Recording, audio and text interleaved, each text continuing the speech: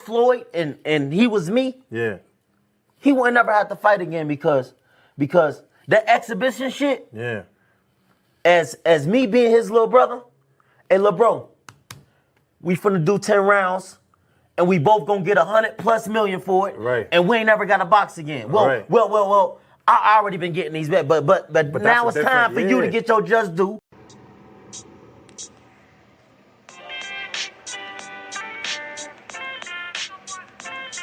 Yo, you know the deal. We back again. We never slacking. Word 'em up.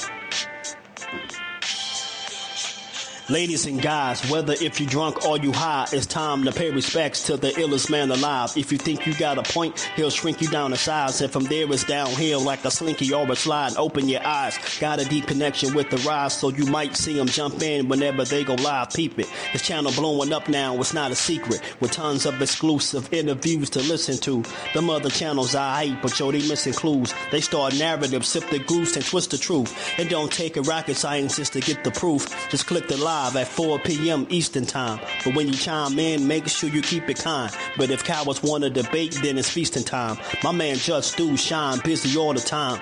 Grind 24/7, 365. Videos he might have 365. My rhyme sick, they make you do a 365. You get a rich if you think you fit to survive. It's Jusdueboxing, time to click the live. Ain't no beginners, if you soft, you ain't down to ride. I crush you, respect too, it's Jusdu. He got the illest boxing show on the internet. The boy been a threat and he ain't even had dinner yet. Word 'em up. Yeah. You know what time it is.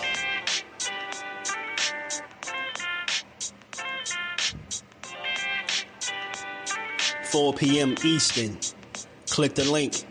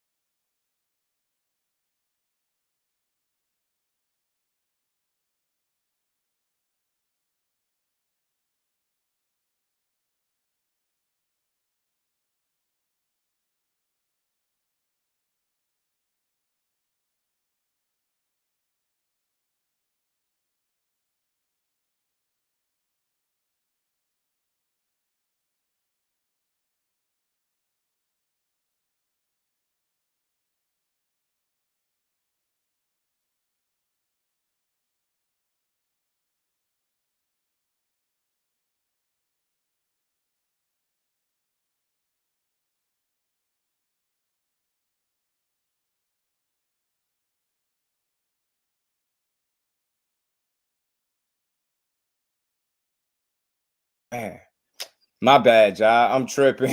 My bad. Yo, I'm tripping without the luggage. My bad. Appreciate you, bro. Russell, my dog. Dante, Cass Sports.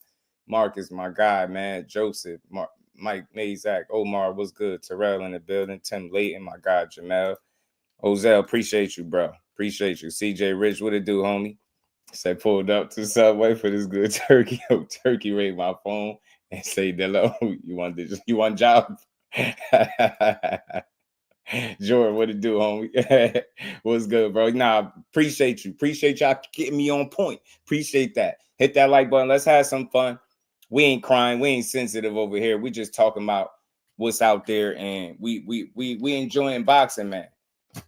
We enjoying boxing, and I say that because, you know, I think, you know, as fight fans, we be getting too caught up in these numbers. And I'm telling you, I've never heard a person like use the numbers to highlight what's going on with boxing that's good. It's always like some individual award or some individual credit for numbers that I think whenever you put together a card or an event, especially an event, you get what I'm saying? A super card, as they put it, with the last crescendo. Everybody is going to pull their own weight to a certain degree. When you got multiple fights on the card, y'all, when you got multiple fights on the card that, you know, if you separate the bouts, they could be main events all by themselves. You would think that everybody has some type of, you know, contribution to what the numbers are, what the end numbers are. Now, no way do you look at one guy and you'd be like, yeah, you know, if it wasn't for you, you know, they wouldn't have got this 340K, you know, this 340K. And I just see people tripping, but it's only because I don't understand how the name of the bill, the card was billed as the last crescendo. That's what they called it. It was called the last crescendo. And they put a bunch of, it was supposed to be a super stacked ass card, and it ended up being something close to that. You get what I'm saying? But it was called the last crescendo, not Shakur Stevenson pay-per-view event. So I really don't know how all these people got they panties in a bunch, all because of Shakur reposting and tweeting about some stuff. If you think for 1 minute, and I'm going to say this and I'm going to mean this, you think for 1 minute that nobody tuned in because he was on the card, you will be sadly mistaken. If you paid attention to what the man has been doing since he's been boxing, he's always had fans. He's never had an issue selling tickets. He's never been a guy that you can't make, you know, a ROI on, right? He's not that guy. He's not a dude that got you in the red, should I say, right? And losing money. That's not him, right? Now, is he some pay-per-view star? Hell no, but that's okay. Because, you know, we got guys like Tank Davis that are, he fit that mold, pay-per-view star. But you got Shakur Stevenson, he fighting on free TV. That's for us. That's for us, man. I don't trip because that man ain't on pay-per-view. You think I care because he wasn't a co-main or the main event in the last crescendo? Do you think I care? As long as I got to see him go out there and put on a masterclass performance, I'm cool. I don't give a damn which order of the bill they put you on. You get what I'm saying? So I just don't know why everybody is so bent out of shape because these numbers are higher, I guess, than what they reported Tank Davis and Lamont Roach numbers to be. I mean, think about it. I think people are missing it and they looking at it all wrong. They're looking at the last crescendo and the numbers that was reported with the 340K. And then they're looking at Shakur's tweet with two-tone and they're saying, you know what? He's taking credit for all the pay-per-view. Like, that's ignorant, man. You get me? He just acknowledging that he was a part of a successful card in his mind, right? If those are the numbers, he felt like, yo, that was successful. I was a part of that. I was on there, right? Just do numbers, be quiet, remain humble. We had a tweet, man. Let me pull it up because people was tripping about nothing. They be losing it all about nothing, bro. There you go. Beat the odds, do numbers, and remain humble.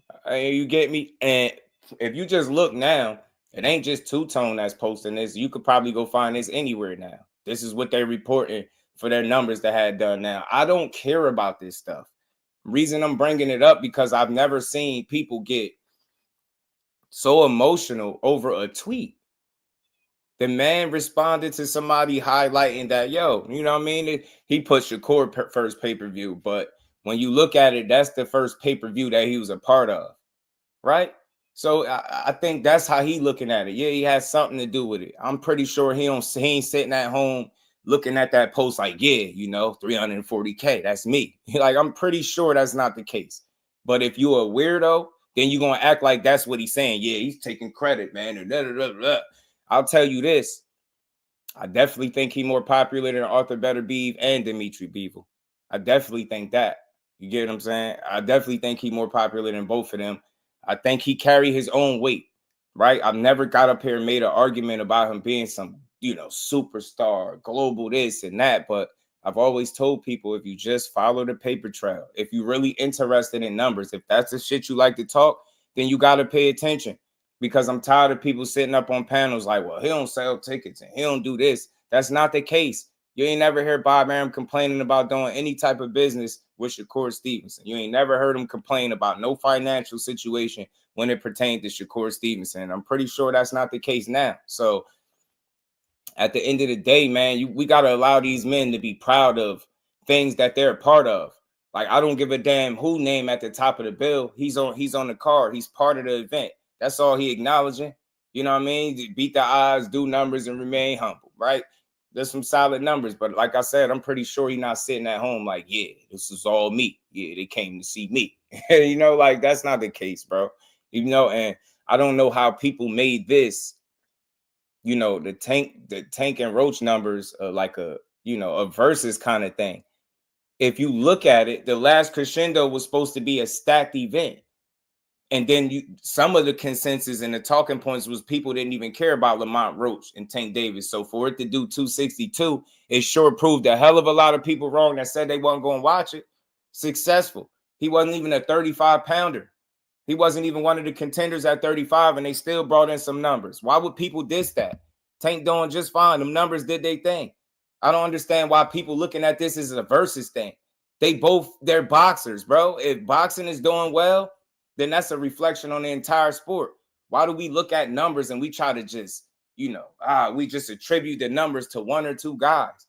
Nah, man, when you put together an event, everybody's going to be a part of what's going on, especially them co-main events. You get what I'm saying? If they didn't care about, you know, putting together a good card to add to the numbers to make sure the numbers was good, you wouldn't have seen a Gary Antoine Russell and a Rayo, right? That was a damn good fight. People wanted to see that. You get me? So it was fights, you know, a couple fights outside the main event that was intriguing. That shit is to help sell the pay-per-view as well. But make no mistake that the main event gonna do what it do. Tank gonna bring them people out. But I don't see how you can look at either of these things and have something negative to say. Know that the 340K is not a reflection of Shakur Stevenson just being some superstar and, oh, this is Shakur doing more than Gervonta Davis. No, it's not, bro. That's for people that think crazy. No, the hell it's not. No, it's not, bro. This is just Shakur being a part of a pay-per-view overseas, you know, a cheaper price point, and it was supposed to be stacked. So you would expect it to do some numbers. So it shouldn't be no surprise if it did more than 262K that was being reported by Dan Raphael. You get what I'm saying? You get what I'm saying? So I don't see the big deal. All I see is a bit of success, right? It was cool that people tuned in to the last Crescendo, right? It was cool because I heard the first one did terrible. The first Beevil and Better Beeve, I heard it did terrible. So if they turned around and kind of stacked the card a little bit and it did significantly better than the first time, that's how I think that's good for boxing. You want to see people win. I want to see the sport win. I don't give a damn about no individual accolades when it comes to numbers. Who cares? I'm not getting paid regardless of what numbers they do. All I know is when it was time, when March 1st came, we ordered our pay-per-view. We called the fight. We supported Tank Davis. We supported Lamont Roach. And we're going to keep doing it. We're going to support the next one too. When the last Crescendo came, all I know is I supported it. You know what I'm saying? I paid my money for it and I watched it and I enjoyed it. And that's what I'm going to keep doing. If you give me something worth paying for, I'm going to pay for it. But all this whining about, you know, Shakur this and he's delusional that, bro, just let the man live, bro. He can't do shit right. No matter what he said, he minding his business. You got people, oh my God, did you see what he said? Yeah, I see what he said. Beat the odds, do numbers, and remain humble. If that shit got you feeling some type of way, you might need to take a step back from boxing, bro. God damn, bro. The man do all right when it comes to numbers, man. Just look at the paper trail. Go look it up. He do okay. He ain't got to be no pay-per-view box office star. As long as he getting the money he's supposed to be getting and we seeing the fights, that's all I care about. The only time I like to bring up numbers is to highlight that boxing or an event itself did well, right? That's where I'm at. I know y'all was here for it. Everybody cried. I don't care about taking Roach. I'm not buying it. Fire stick, boys. Fire stick. You know what I'm saying? Then you turn around and it do well, right? People was tuned in. All them same people knew exactly what happened in this Roach fight. They all knew it was a draw because they watched it. You get what I'm saying? And then for that, like I said, the last Crescendo, it should have did some decent numbers, right? To stack all them damn, fights up on the card. Y'all better have been able to bring in some numbers, right? You get what I'm saying? So at the end of the day, man, boxing got to do better, man. I think people are very simple-minded, man. Like, in no way, shape, or form does 340K is a reflection of Tank Davis not being who he is at all. At all. If that number is accurate, which you would never actually know what the absolute number is, that's why I truly don't care. You just look at it as boxing did well that night. It did okay. You get what I'm saying? It did okay. It's definitely way better numbers to do than that. Think about it. Ryan and Tank alone did better than 340K. So I'm just speaking to the people that's using this information to be weird. What is up with all this pick a side and this guy did better than this guy? No, he didn't, man. Tank did his thing. You get me? And he get a chance to do it again with Lamont Roach. Shakur went out there and performed. He got paid. The last Crescendo was a good card. The main event delivered. It was a good fight. Like, we forget about all the shit that actually happened because we worried about stuff that don't matter. I don't care about these guys' numbers. I don't give a good damn. I don't give a damn. I just want to see people. I want to see Tank Davis keep packing venues out, breaking gates and putting asses in seats. I want to keep seeing him do that. I want to see Shakur be a part of more pay-per-views and bigger fights, more meaningful fights, right? You get what I'm saying? You want to see these dudes be allowed to shine in their own right. So I'm not really interested in trying to put one against the other with numbers, right? This is not Shakur's event. His name wasn't at the head of the bill for anybody to say, oh, this Shakur's first pay-per-view did this. Tank's only did this. That's ignorant, man. That's ignorant. And people fall for the bait every single time. I don't give a damn what this man posted. I don't give a damn. I don't care. The more important story is, how did he perform? He performed. He was on his game. He went out there and handled business. You get what I'm saying? I guess people forgot that the American fighters that was going over to Saudi was getting their asses beat until Shakur went over there and washed Pat. He just completely washed them. I mean, you get what I'm saying? The American fighters was going over there getting their asses cooked. He went over there and handled business. That should be the talking point. That's a bigger story than some damn numbers that should have been attributed to the event as a whole. They sold this shit as what? One of the best cards in boxing or something like that. It better had done some numbers with all them damn names that they try to, or all the fights that they try to stack up there. You get what I'm saying? There's no surprise. Good. People tuned in to boxing that day. Damon, what it do, homie?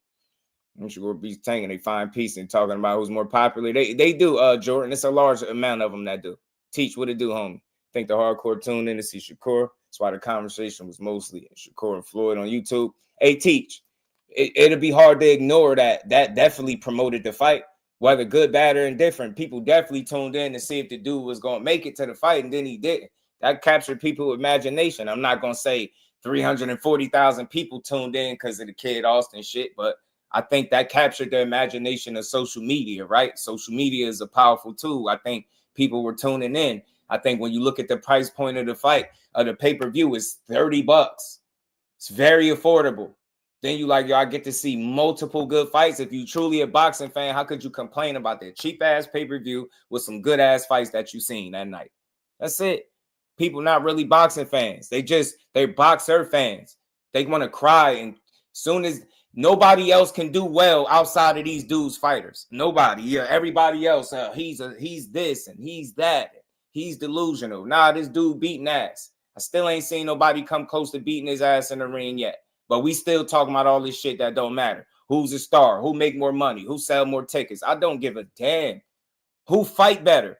Why that's not the conversation? Who fight better? And when they gonna fight? That's what I want to talk about. I ain't never going to get tired of talking about it. I'm going to talk about it till they give us the fight. Or don't. I'm going to talk about it.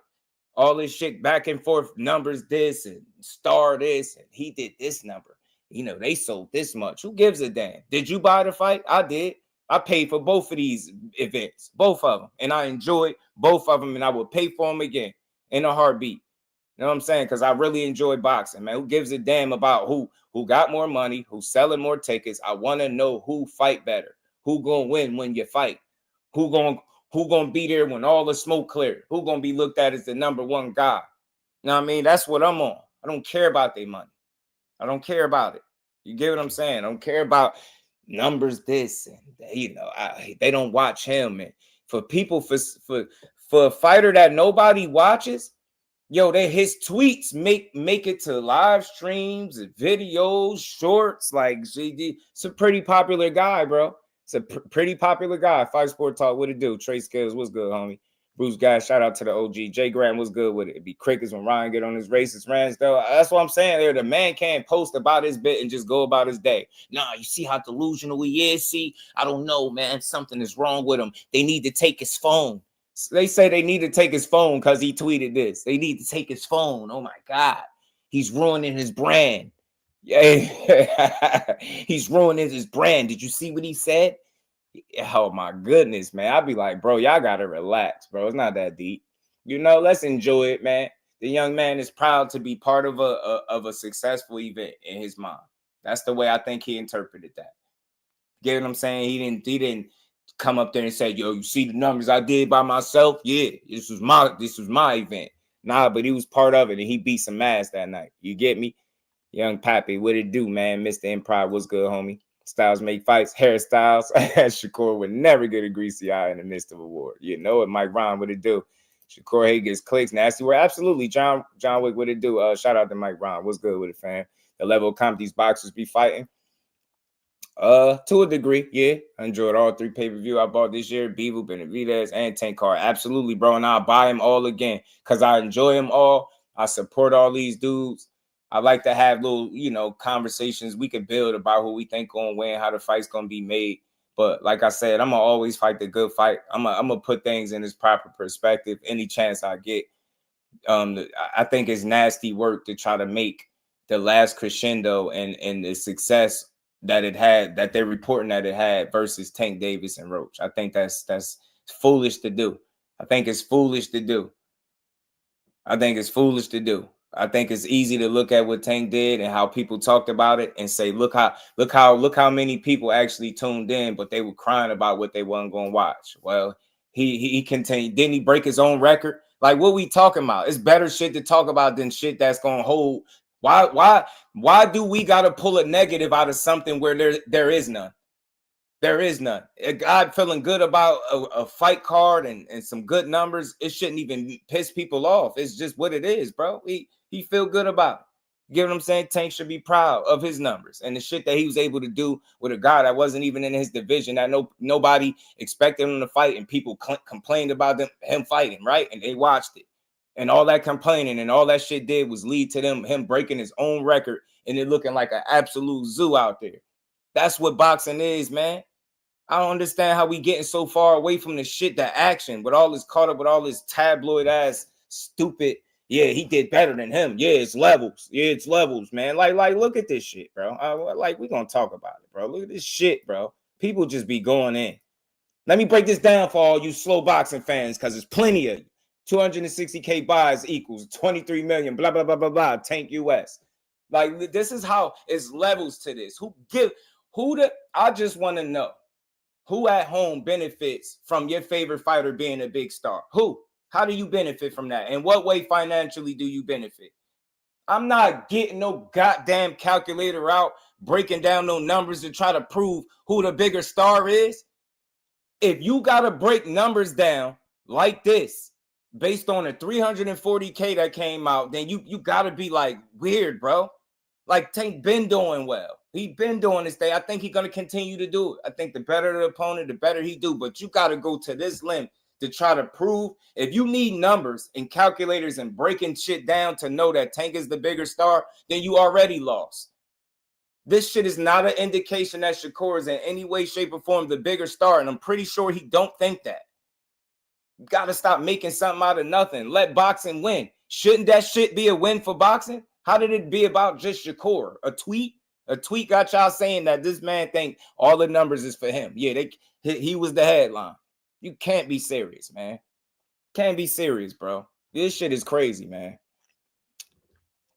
This shit is crazy. Now, I don't think he's trying to say he did the numbers. I think that's what people want him to say, because the popular thing is to, just draw something out of nothing. Yeah, let's just assume that he said do the numbers. So that means he's saying, yeah, he did it all by himself. Ain't y'all gotta be smarter than that. Ain't nobody that silly to think that that's what this tweet meant.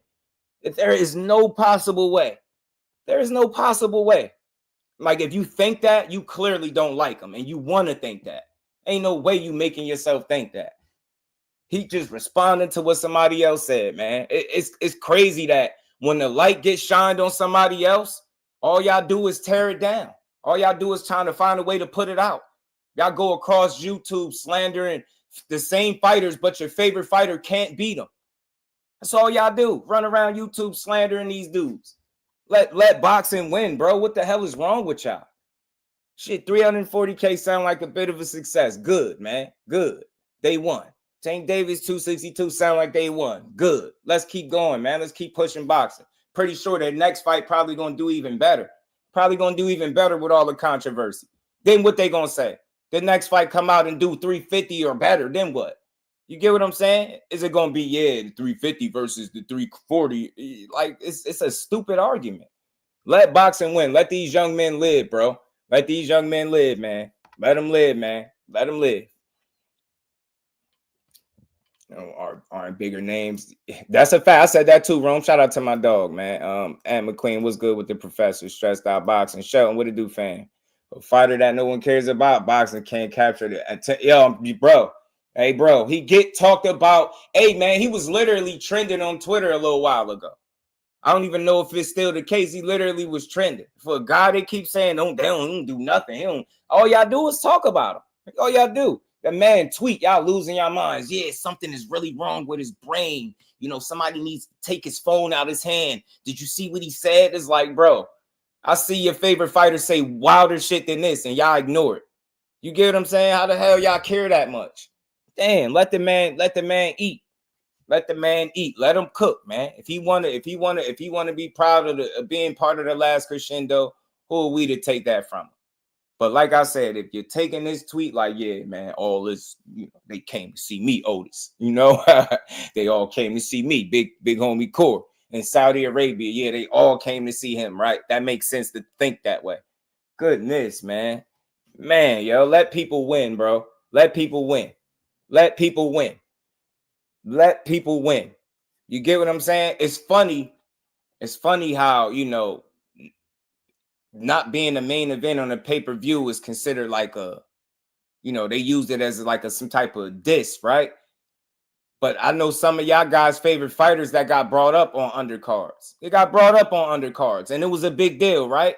It was a big deal. Did he look at the numbers and say all the numbers is his? You get what I'm saying? But he was part of it. That's all he's saying right there, man. That's why I say, man, you got the face of boxing, who they calling the face of boxing, versus the face that they hate, that they love to hate in boxing. That's all it is. The popular thing to do is talk crazy. Yeah, let me over-examine everything he said. Yeah, man, you see what he said here? And man, you noticed something, right? You noticed something. And I told y'all this, and I proved this to y'all. These guys don't care about boxing. It's not about how these dudes fight. It's about how you feel about the shit that they say on social media. How the hell is this more of a talking point than the performance that he put out in the actual fight? Remember, the talking point was he's soft. He'll knock nobody out. Brittle hands. He ain't going to do this. He ain't going to do that. Then he goes in there and fights the way he's supposed to. Let his hands go. Beat the guy down. Go to his body. Don't really take no punishment and get rid of him. And now it's like, now y'all move the goalpost to something else. That's why I tell y'all, man, you don't have much of a conversation when it's time to talk about the performances, because he do way better than what you ever give him credit for. So then you hang on to weak ass shit like a tweet. Yeah, look what he said here, man. He's trying to take credit. You know, like that. Yeah, man. You know, man, who cares, bro? Who gives a damn? I'm saying it. He more popular than both of the guys in the main event. I don't care who don't think so. That don't mean I think that all those people was just his fans. Like, what the hell wrong with y'all? Let boxing win. And that's the same shit for Tank. Why are y'all making this a Shakur versus Tank thing? This ain't a Shakur versus Tank. Tank had his whole own event. Shakur was on the undercard of a fight, of a main event. It's not the same shit. I don't even understand how we got here. You get what I'm saying? Let these dudes eat, man. Let boxing win. You get what I'm saying? Let boxing win. And I'll say this. You look at them, whatever they reported was the numbers for that first one, for the first Beav on Better Beav to this one, is night and day. I'll tell you that.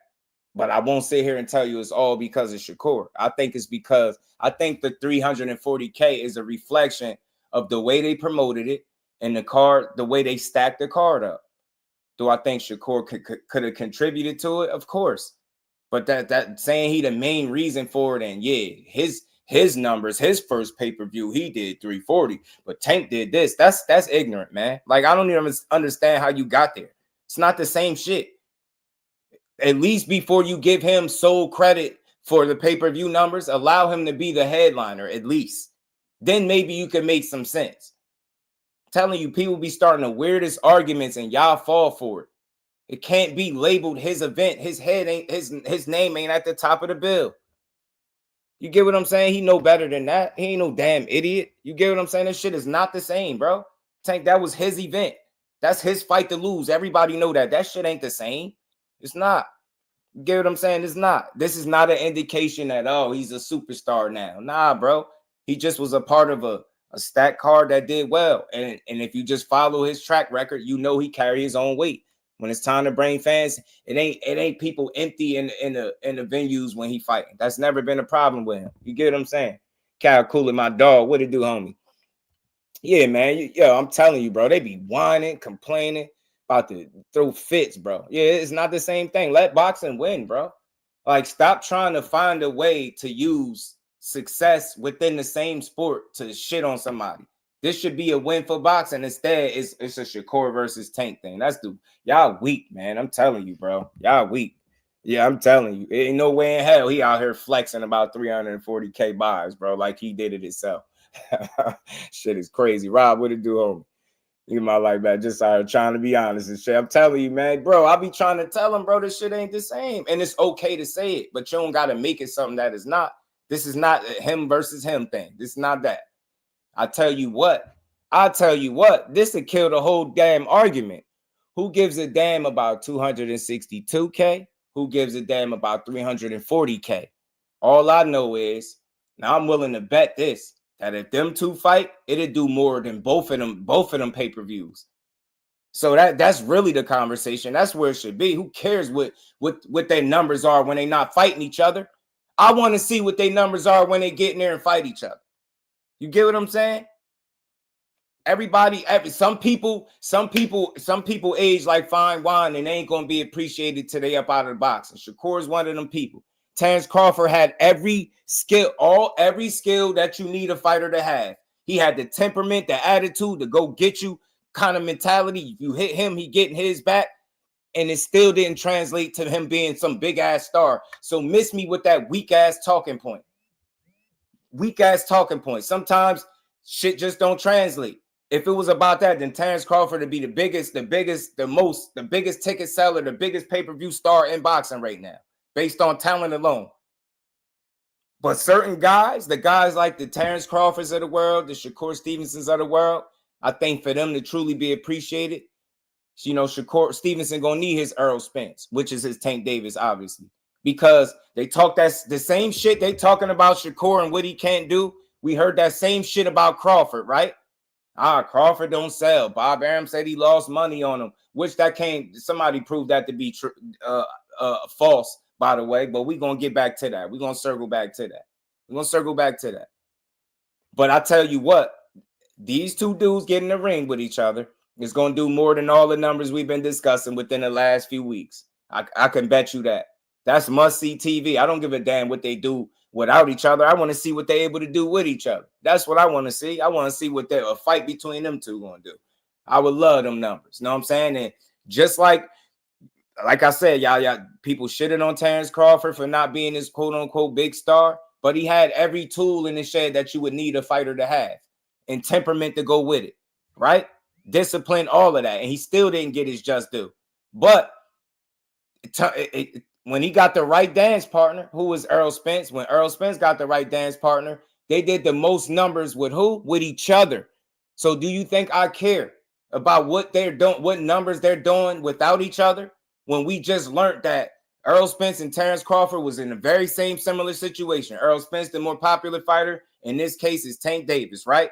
You get what I'm saying? Terrence Crawford not as popular, Shakur Stevenson not as popular, but every bit as accomplished or more accomplished, just like Terrence Crawford was, but got shitted on for all this shit that don't got nothing to do with boxing. He don't make this, he don't sell this. Terrence Crawford pay-per-views do this, they do that. But you know what? You know what the real flex is? Earl Spence can't say he did a bigger pay-per-view than Terrence Crawford, because the biggest one they ever done was with each other. And I think the same shit is going to be with Shakur and Tank whenever they do fight. That shit don't matter. Who gives a damn about what numbers they're doing without each other? We need to see them in the ring. Then let's talk about the numbers they did as a whole and see how boxing won. I don't give a damn about putting Shakur did better than him, man. 340 to 262. That's ignorant, man. They stacked all them names on that card, but somehow, and Shakur Stevenson, with as talented as he is, he got in where he fit in. He wasn't whining about being no headliner. So how do people even try to assess the numbers coming out to it just being him? That's stupid. That's people that want to argue, man. Them weak ass talking points, man. That shit, they stacked the card. They legit stacked the card. And it was a rematch of an undisputed fight. You get what I'm saying? Then you have some other good fights on there. That's what people came to see. That's what that 340 came to see. They came to see the card, man. They came to see the event. They came to see the last crescendo. Not just Shakur Stevenson. I'm pretty sure people came to see that too. Or people was tuned in at home watching that fight. At the end of the day, man, let boxing win, man. This shit is for... I'm here to salute boxing when it wins, bro. I don't care about petty ass one-ups. Yeah, this is an opportunity to say, yes, you see, it's Shakur star power. Yeah, he did more than Tank. You see it? You see, yeah, he did 340K in his first pay-per-view. Man, whatever, man. Y'all just wanna argue, man. I'm telling you, I'm killing it, man. At the end of the day, man, they said the first better be versus Bevo did a 1K pay-per-view buys. This one was Shakur Stevenson did 340K. I called a Russian restaurant to ask about Core. A certain fan base is mad. Oh yeah. Two-Tone been clowning with this stuff. Y'all smash that like button, sub to the channel if you're new. Let's keep building, y'all. Let's keep building. We're gonna cook for a minute. I just had to get this out of my system, man. I had to get this out of my system, man. Y'all, if y'all, I'm gonna say this and I mean it. If you really believe that because he said, remain humble and do numbers and whatever the case, if you think that just translated to him saying, yeah, this is my pay-per-view numbers, I did this, then you just looking for something. You looking for a reason to be mad, bro. And the truth be told, I guarantee you, if the number was 240 instead of 340, people wouldn't have gave a damn if he took credit for it. The only reason people really care, the only reason people really crying is because they're trying to do some lame ass comparison between two situations that's not even the same at all. At all, bro. That shit is not the same. That shit is lame, bro. That shit is super, super lame.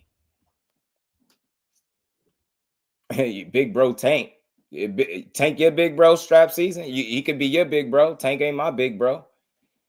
Mr. Grandy, what it do, man? Tank gonna fight, he could risk losing too. Hope they fight soon. I hope they fight soon too. We're gonna get into some more stuff. I just had to get my spill on this, man. I see all that fake ass outrage. The only reason y'all mad is because the numbers did more than what Tank's reported numbers is. If them shits was 240 instead of 340, y'all wouldn't even be saying nothing. Y'all wouldn't even be saying nothing. It wouldn't even matter. It wouldn't even matter. That shit, that's how down bad boxing is, bro. Y'all make something out of nothing. This shit ain't no reflection of just him. It's never been like that. It's never been that. At least let the man headline before you give him all the credit for anything. That shit is ignorant, man. Ignorance at its highest level, bro. Tank his big bro. There's a doctor in the house, my guy, Dr. Boxing Talk. What's good, homie? How you feeling? And they drop just through the big homie Core. Oh, he don't know why I be saying that. He think I'm calling Core the big homie. Yeah, you got me effed up. You get what I'm saying? Now that's just an inside joke for those who know when you hear me say that. That's not me calling him my big homie. Hannibal, what it do, homie? What's good with it? Yo, what's good, fam? Y'all punch that like button, man. We gonna keep cooking, man. We gonna keep talking about it, man. They out of here bent out of shape about nothing, man. Let boxing win. That's how I know y'all don't care about boxing for real like that. Who gives a damn about these weak ass numbers? Who gives a damn? I guarantee you that them two together make these numbers look laughable. Shout out to my sis Melanin Queen too, man. And y'all tap in for the 50-50 raffle, man. Tap in for the 50-50 raffle. I gotta make me a video for that, man. I gotta try to make it interesting, man. Shout out to the JBT family too, man. Hannibal, what it do, homie? Let's keep building, man. Dopest moderator is in the building. And y'all make sure y'all hit the like button, man. She on y'all ass if you don't. You know? Well, let's keep building, man. Let's keep building. Like I said, man, it's popular to over-examine everything Shakur Stevenson say and try to make it into the most negative shit possible. And as I've said since the beginning of time, it's cool to have criticism, but y'all talk more about all this other shit than the fights. You don't have like nothing negative to really pull from the fight unless you're an actual super hater, because he went out there and was flawless. So the next talking point is, oh, well, he don't fight nobody. It was an electrician. Don't tell me about somebody not fighting somebody if your favorite fighter pulled a guy up that wasn't in the weight class. I don't want to hear this shit. And I'm not knocking it. I'm putting it in its proper perspective. At least Padley was ranked at 35. You get what I'm saying? How you imagine the mental of boxing fans. You shit on the guy. He actually fought a guy that was ranked in the weight class that he campaigned in, as opposed to the guy that pulled somebody up that wasn't in the weight class at all. And I'm not shitting on that. I'm just pointing it out. See the double standard? Selective outrage. You get what I'm saying? People don't know what to be mad at. Peace to the Queen Lisa. How you feeling today? Yeah, they care about numbers. Like they getting paid from it. You know what I'm saying? They don't get paid from it. Trey Scales, what it do, homie? He's been quiet lately. What they say? I think they said they got something coming up. They said Oscar got something planned for him or something like that. You know what I mean? Because you know they got me blocked on Twitter. 619, what it do, homie? Yeah, and I'm just putting it in its proper context. When I come here with these type of conversations, y'all, I be on Twitter and the shit that I see be alarming. It's wild. Like if you see the comment section from a tweet, bro, it's just ridiculous. It don't make no damn sense, bro. I'm like, man, I ain't never seen nothing like this, bro. Y'all just want to be mad. That fact of the matter is, the second Beevil and Better Beef did way better than the first one, as far as from what they report. And I don't think it was just because Shakur Stevenson was on the card. I think it was because he was on the card and the other guys that they stacked the card up with. It should have done some good numbers. In all actuality, it really should have done well. With all the names up there, it should have done something. You get me? I understand people, man. Let boxing win, bro. It was a good card. I paid my money.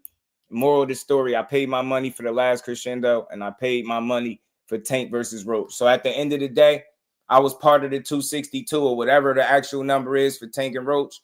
It's 340. Who gives a damn? I was part of that too because I spent my money. I supported boxing that day because they gave me fights that was worth watching. End the story, man. On to the next, man. On to the next. Say no. The only verses I want to see is them in the ring. I don't give a damn about who does more numbers. Like, I don't care about who does more numbers. You don't need a calculator to see who's the bigger ticket seller. That's obvious. But that shit don't have nothing to do with how the fight gonna play out. People act like these numbers have some type of indication as to how the fight gonna look. Don't matter. They still gotta fight. They still gotta fight. All this number talk, all this like garbage talk, whether it's 30-year-old prospect, brittle hands and soft, they still gotta fight. All these narratives, all these weak ass talking points, all these things said to discredit one fighter or the other, they still gotta fight. And they still, in respect to both of them, they still, I don't care what nobody say, they still two of the coldest people in boxing. So how's that? Put that in your pipe and smoke it. Whether you hating on either one of them, they two of the coldest fighters in boxing. And it's just gonna remain that way. You get what I'm saying? I don't pick no sides. I'm gonna pick a winner when it's time to, though. I'm gonna pick a winner when it's time to, but I don't pick no damn sides, man. I pick boxing. You know what I'm saying? The 340K should be celebrated. Maybe Turkey actually put together a card that was able to generate some interest, right, and actually do well. Maybe that could be a good thing. Who knows, man? But people so short-sighted with these individual accomplishments, trying to give guys accomplishments or accolades that they don't deserve. So trying to give them credit for 340K is nasty work. If you out there and you pushing that the reason they brought that in is simply because of Shakur Stevenson, that's nasty work. You just looking for some controversy because you know that's not even the case. That's so disingenuous, bro. And then you comparing it to a guy that actually headlined his own damn event. a guy that headlined his own event. It's not the same. And I said that earlier. I'm going to keep saying it. It's not the same thing. Tank Davis, my message to him and Roach, keep winning. I'm willing to bet that rematch probably do even better than the first one. And y'all going to win again. May the best man win. I want to see another good fight. Shakur, heal your hands up. Get back in there, man. And the real numbers is going to be the numbers they do when they fight each other. That's the only numbers I'm going to really care about, right? Because that's going to tell us if that was the biggest fight, that of boxing all this time, or one of the biggest fights. And I think it will be. I hope they make it, and it just is what it is, man.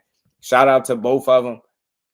I'm just not that. There's no way I could look at either numbers and think that, yeah, that's them versus, Tank versus Shakur. That's weak. I know people want to see the fight, but we ain't got to force it. You know what I'm saying? We don't got to force it. This shit is lame right here. This shit is lame. So, again, man, I just don't think this shit matters. I just don't. It's so real that it's a possibility that if they fought each other, that their fight alone would probably do better than both combined. Not just better than both individually, both combined. That is a possibility. That's how good that fight is. So that should tell you something. You get what I'm saying? The numbers, the success, the accolades, even being unified, fighting the more world champion, none of that shit is gonna matter when it's time for them to fight. It's simply gonna come down to who's the better man that night. It's not, the numbers ain't gonna climb in the ring. The pay-per-view buys ain't gonna be in the ring with you when you fight. Shakur can't take 340K in the ring with him when he fighting. So why the hell do it matter? That's not like a win for him over Tank Davis. That's not that. But I'm pretty sure, because he's a logical guy. He's a logical dude. I'm pretty sure he like, oh, okay, 340K, that's what's up. I was a part of that. That's what's up. We did some numbers. I'm pretty sure that's how he thinking. And I don't think that's crazy to think. He was a part of an event, and that's it. That's all. But you know what's funny? It's funny. Because I do remember when Clarissa Shields was trying to tell a certain, I think it was Amanda Serrano, when people were like bragging about the numbers that event did, that Jake Paul and Mike Tyson. Remember, they were accrediting the numbers with Amanda Serrano, but it was no outrage. It was no outrage until Clarissa Shields spoke up and said something. Y'all giving it to her as if she headlined the bill, and that's the same thing for Shakur. I keep the same energy. That's not his event to try to credit the numbers to him. It's so disingenuous and foolish to do it. So again, people's entitled to their own interpretation. If you seen that tweet as him just saying, yeah, this is me. That's you. I didn't see that. I didn't see that. These dudes don't be here. He wouldn't have probably knew what the numbers was if dude didn't post it. Because I'm pretty sure he ain't going somewhere and searching for it. But when he seen it, he seen success. He probably like, okay, 340K, that's dope. I was over there. I was on the card. He ain't fight 9 rounds. He ain't fight 9 rounds in Saudi. He wasn't on the card. I don't give a damn where they placed him at. He wasn't on the card. Don't act like people don't watch him. All they do is talk about him. If all it takes is a tweet to get y'all talking, I'm pretty sure y'all watching the man fight. I'm pretty sure y'all watching him fight. And I'm telling you, when it comes to him, it's always about other shit. It's never about boxing. It's never about boxing. It's, oh, he thinks like this. He tweets too much. They need to take his phone from him. He says this. Did you see this wild stuff he said? All these fighters do this shit, bro. All of them. All of them, bro. All of them. Y'all favorite fighter said his skills on par with Floyd Mayweather. I ain't seen no videos. You know what I'm saying? I ain't seen no videos. They all say wild shit. Say what it do, homie. It would do about 7K. With Spence versus Crawford did. I think it'd be somewhere on par with that. And that's the real flex, bro. With the numbers they do with each other. And I guarantee you, neither one of them gonna give a damn about this 340K with this last Crescendo or the 262 or whatever that accurate number was for Tank. You get what I'm saying? Neither one of them are gonna care. Because I know they can do better numbers together. Shout out to boxing, man, and those that really enjoy boxing, bro. We got 2 good cards, man. And people care about numbers. I don't give a damn about this shit.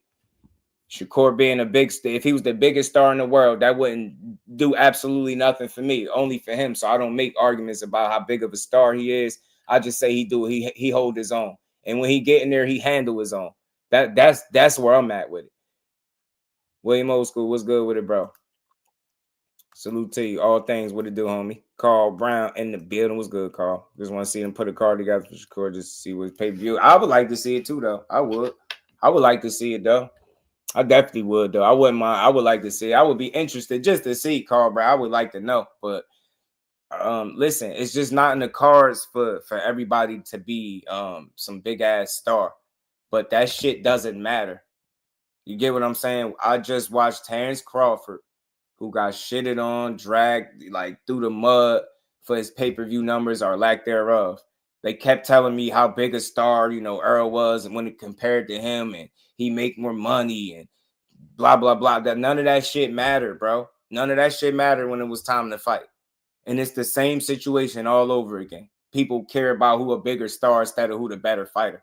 I never thought I'd see the day in boxing where people care about who make more money and who the bigger star as opposed to who the better fighter is. The moment that we lose sight of caring about who the absolute best fighters are, and we start caring about stupid shit like pay-per-views and how much that costs, and he did this numbers over here, none of that shit does nothing for us. We don't care. I wish that all the boxing was free. To be honest with you, I wish it was a way it could all be free and they still get paid.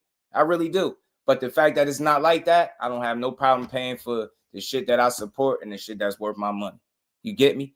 But I don't give a damn about who the bigger star and who make more money. I want to know who fight better. I want to know who's smarter. I want to know who going to outthink who. I want to know who going to be standing tall when all the smoke clear. You get what I'm saying? I want to know who going to get that dub that night. You get what I'm saying? And what's going to be next after that? I don't give a damn about money. I don't care about stardom, ticket sales, broken gate numbers. Only time I speak about that shit is to highlight and give Tank Davis his just due for continuously just being a force in the sport of boxing. At 135 pounds, he is proven to just be must-see TV. You could love it, you could hate it, you could go in the car and cry about it. But them people gonna show up when that man fight. And that's it, that's all. Anybody trying to push anything else is just being weird. Period. The man gonna do him. He showed you that over and over, and he showed you the more interesting the dance partner get, the better the chance for the numbers. Period, man. That's it, that's all. I want to see the fights. I want to see who the better guy. I want to see who gonna walk up out of there with their hand raised. You know what I'm saying? Who will end up unified out of the two? You get what I'm saying? Who gonna be the number one guy when the smoke fall by the wayside? Brian King, what it do, homie? How you feeling? Numbers, or you wouldn't reply to bogus tweets? Nah, it's not about caring. Like, you don't hear him crying and making a bunch of fuss about being some big ass star. You ain't never heard him do that. He just acknowledging it. You want to interpret that way, and I'm gonna listen. I'm gonna let you. We free thinkers, interpret it how you want. But I'm too logical to think that he's silly enough to believe that, yeah, man, this is a reflection of all just me. That's silly.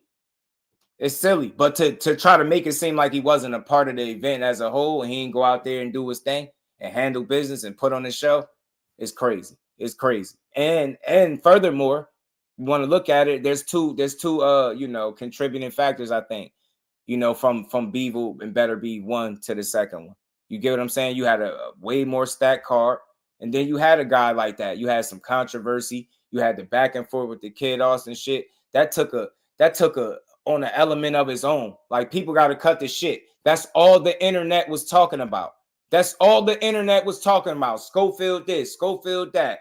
He did this, he did that. Shakur did this, Shakur did that. Come on, man. Knock it off. People was wanting to see if he was going to make it to the fight and how it was going to play out. Y'all even had y'all weak-ass assessments for how Kid Austin was going to give him so much trouble. So much trouble that he ain't even make it to the damn fight. It's crazy work. Step Brown, what it do, homie? Appreciate everybody pulling up at work, man. Much love to all the hardworking people out there that continues to rock with your boy. And I make sure y'all hit that like button. Big Dre, what it do, homie? 2 cents. What's good? What's good, fam? Secret dance moves. When you get the 340K pay-per-view hours, that's worldwide pay-per-view, not in America. And most of those pay-per-views will have come in the UK. I don't care where they came, bro, because that's not my argument. And you on point, secret dance moves, but that's not my argument. Like, I don't know if anybody been hearing me speak on this. My takes are ones of ones. They're not regurgitated takes from people that I listen throughout the day, like some of these other dudes, right? Or some of these other people. But at the end of the day, boxing should be in a place where people should be able to acknowledge what winning is, and success is success. Successful boxing is good for the sport. Everything ain't about individual accomplishments and accolades.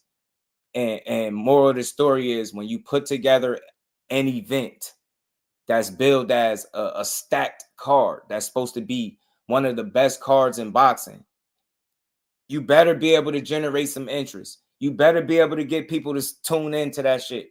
Look how many, main events within the card that you put up there on its own. It better have done good. So again, anybody that's trying to like make this a versus, like how I got in the title, as a versus, is just looking to try to find a way to dim the light of Tank Davis. Because his light continues to shine at a consistent pace, people going to use numbers that they feel like is greater than what he did to try to downplay what him and Roach did. And like I said, those same people that's doing that, now Tank and Roach come back in a rematch, say the rematch do better than the 340 that the last Crescendo did. Those same people won't then come back and report that shit. They won't then come back and be like, well, Tank did better than all. You get what? They won't do it. It's just the same old corny shit. It's about favorites nowadays, and how can I make my favorite fighter look good, man? By telling y'all that nobody else is capable of accomplishing anything that's worth talking about but the guy that I like. You see, look at my guy over here. He did this, and man, who gives a damn? I want to see them fight. I want to see them fight. That's all. That's it. That's all. Right. I'm telling you, I think he can do better too. Shout out to my dog, Kana Loco. What's good with it? Apple LDTV. What's good, fam? Shout out to everybody. Pardon me if I missed you. Shout out to you, fam. We're going to keep building. Some of y'all weird, bro. I'm telling you, man. I'm telling you. One day, man, I ain't going to have as much patience, man. But we're going to keep building. Marcus, what it do, homie? He said, I know what Shakur did say, though, is that he will beat Tank. And that's what he said and been asking for the same fight for years now. Facts, man. I think people getting distracted with shit that don't matter. That's why I say, I'm telling you, with him, they hold on to stupid shit. Like we was talking boxing one day, and somebody was like, well, Tank make more money than him, right? And I'm like, why the hell would I give a damn about who make more money? Why would I give a flying who makes more money? Like, it's just weird. People ain't really boxing fans, bro. They don't want to see no fights. They want to talk about who look better, and you want to talk about braids and tattoos and grease and weird shit. You know what I'm saying? They don't want to talk about the fights. They don't want to talk about who kicking ass, standing on bit. They don't want to talk about that. They don't want to talk about it. They don't want to talk about it. They don't want to all this selective outrage, man. Man, Tank vs. Roach saying it was a great fight. It was, bro. It was a great fight that shouldn't be shitted on because of the result. Whether it's the numbers at the end or the end result. You get what I'm saying? Tank probably going to shut a lot of y'all up in a rematch, man. That's all I'm going to say. But may the best man win in that rematch. We're going to keep building the right way, not the wrong way. Scorvers take a good fight stylistically. Yeah, you got one of the most accurate offenses against the most efficient defense. Yeah, why wouldn't it? If you think that you already got this preconceived notion of how the fight going to play out, then you might think otherwise. And it's all good. But it's okay to think and feel how you want, but still know that just because you think that way don't mean it's right until it happens. You get what I'm saying? We could all sit up here and say we know how the fight gonna play out, but we don't. Because I sat here and heard for weeks people tell me exactly how Lamont Roach and Tank Davis is gonna play out, and it was wrong as hell. They was wrong. A couple of people said it was gonna go to this, and shout out to y'all, but most of the people that I encountered said Tank was going to do what he do. He was going to end up knocking him out late. You get what I'm saying? It was going to be a good boxing match until it wasn't. Lamont Roach ain't have enough to keep him off him. Those was the talking points. So it's like, you see how that went. So much for predictions, right? That's why we got to see the fight. That's why we see the fights. That's why we pay the money to see them, right? We could talk all day about what we think gonna happen, but we still got to see it. And I keep seeing people be wrong about big fights. I'm seeing it left and right. People be wrong about big fights regularly, man. Money and Real Championship, the main two arguments used to tear down. Yeah, cat for fight. I'm telling you, bro. Got Roach in a rematch. Ain't nothing wrong with that. It's a couple people that feel like that too. It's a couple people. Saying it was core the end of the year. I wish, but you got Oscar weird ass talking about Williams and Payda at the end of the summer or something like that. End of the summer, I don't know. You just never know. They don't got the they ain't put no official date out about the rematch. Forever G's, what it do, homie? Yeah, you gotta let the fights happen because we could predict all day how they gonna play out. And I know if you've watched enough boxing, if you predicted enough fights, you've been wrong enough times. And you know, Ryan was good with it, my boy. Yeah, Zepeda, I don't think he want that fight. I'm gonna just be honest. I don't think I think his team gonna drag him however they drag him. Shout out to Forever G's. It's just no telling. Like Oscar said, the end of the summer, we'll see. Like if it don't happen, then I'm not optimistic that it'll ever happen. You know what I'm saying? I think they comfortable and cool with clout chasing and just keep speaking his name and not fighting him, bro. So that's all I see from them dudes. That's all I see from them.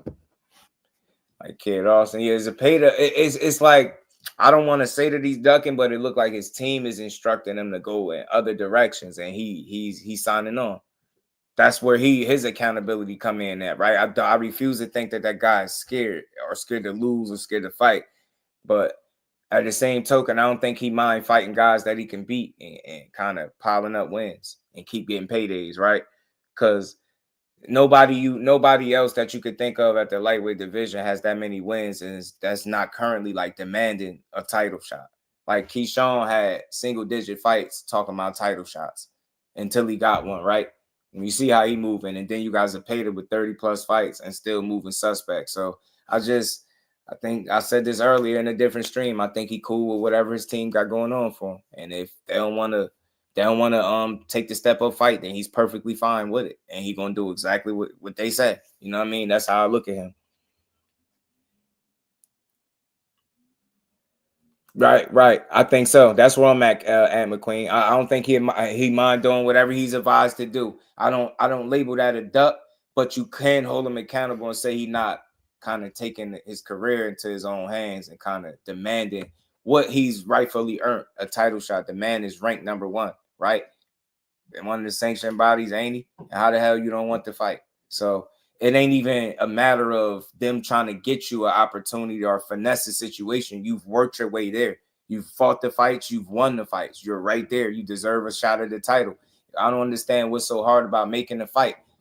And I'm telling you, it's going to be very similar. It's going to be very similar to that Valdez shit, man. You're going to beat them very similar, and people going to complain some more. I'm telling you, Motown, what it do, homie?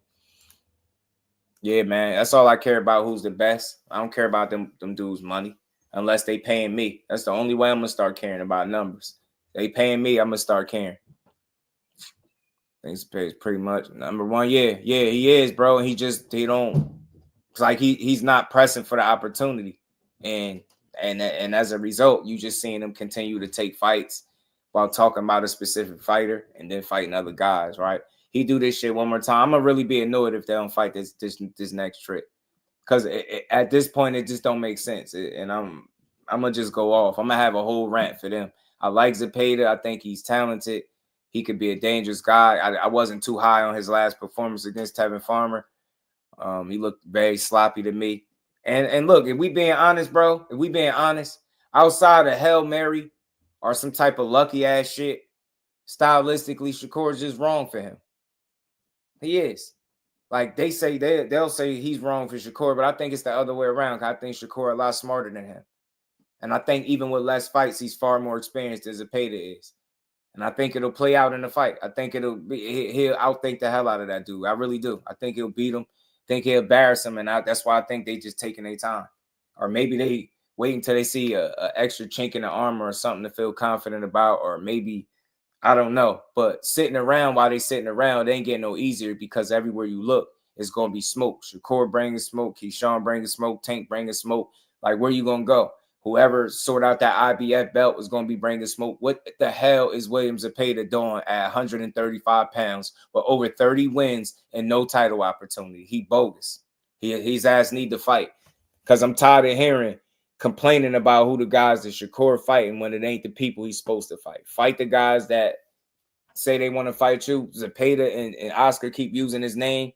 Like I said, he just confirmed that they're going to fight at the end of the summer. They saying Shakur already agreed. They said they waiting on Zepeda and his team, like they always are. And that's why the shit that pisses me off about people that complain about these fighters' resumes, when you got a guy that's actively pursuing dudes. Like I remember people making videos and clowning Shakur saying he couldn't get a fight. He chasing these dudes. Like, think about the mindset of the fight fans. They were clowning the guy for not being able to get opportunities with quality fighters because these dudes were saying no or making up other excuses. Not the fact that this dude hungry. They found a way to make that a negative thing. That's why you begging for fights. He can't get no fights.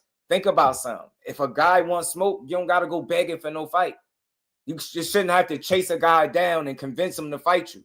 You in the same weight class, same division. You calling yourself a top guy. You a number one guy. You the contender. Let's get in there for this strap and see what's up. Zepeda make an entertaining fight, I think, as long as it go. But he make a lot of mistakes, and I feel like Oscar is a fighter, a former fighter, and he know better. He understands boxing, he understands styles, and I think it's not a matter of them being scared to lose. Ain't shit to be scared about. It's a fight. You know what I mean? If you fought enough fights in your life, you lost one or two, right? So I don't think he's scared to get in there and take no punches. I don't think he's scared to get in there and fight. It's a bad style matchup.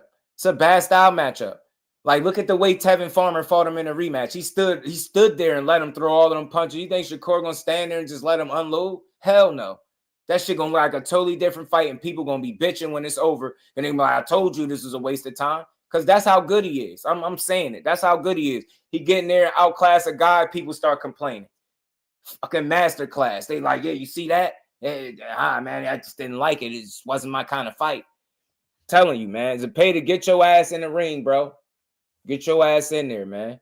Yo, get your ass in there. If you wanted to fight for May 4th, you better definitely want to fight for September or whatever, the end of summer, whatever Oscar talking about. I want to see it, bro. I'm tired of that guy. I'm tired of both of them. I'm tired of Golden Boy shit. Matter of fact, Golden Boy, I'm tired of y'all shit. First it was Kid Austin, and they bogus as hell. Now we got to play with Zepeda. I done had enough of Golden Boy and they shit. Do y'all want to fight or not? If not, then they could just move on, bro. To beat Shakur, you got to run red lights. And don't try to outthink him. I like that, boss. That's a good point, bro. Shout out to my guy, Najee. How you feeling, bro? Big cigar talk in the building, my guy. What's good, bro? He said Shakur gonna run. Bro, man. Yo, y'all be killing me with this running shit. It be killing me, man. Man, these receive.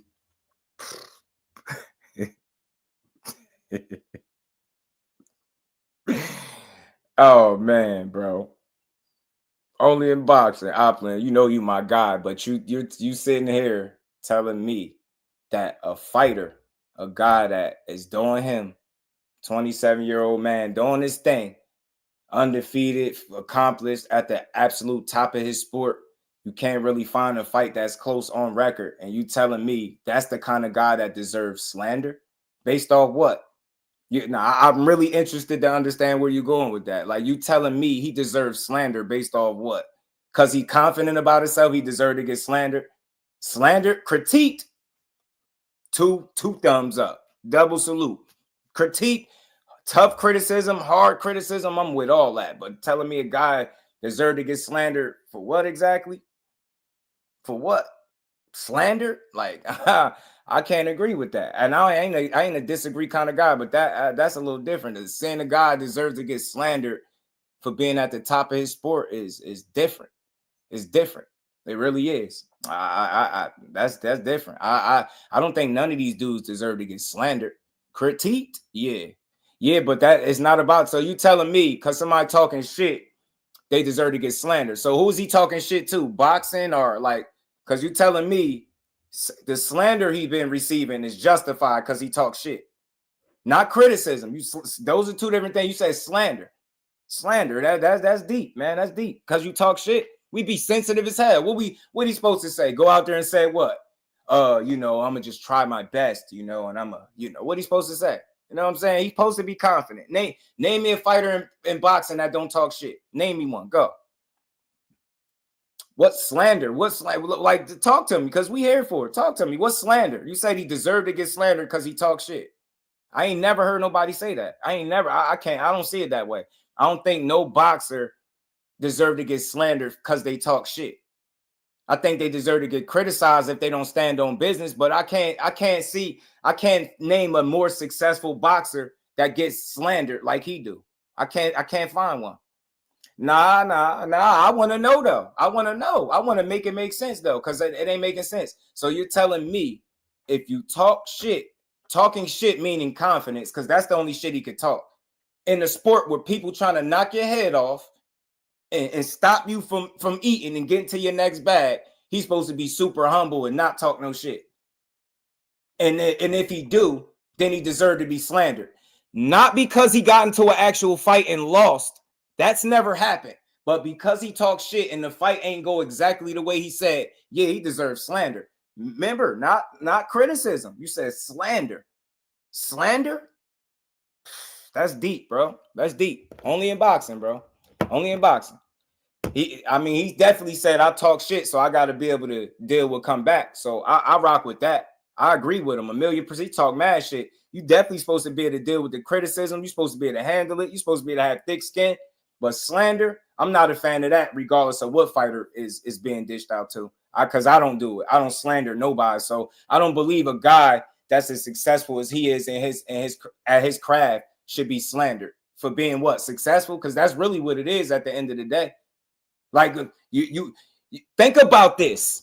We're talking about the shit he said, not how he fought. It's called boxing. We know what all these athletes and these guys because we know how they fight. So when we critique guys, and I told y'all that just proved my point. When it's Shakur, it's not about how he fight. It's about what he said. Yeah, he said this though. He said this. It's not, he did this and he fought like this and he ain't win this fight. He ain't win that fight. He's constantly winning. You get what I'm saying? But he deserves slander for constantly winning because he talks shit.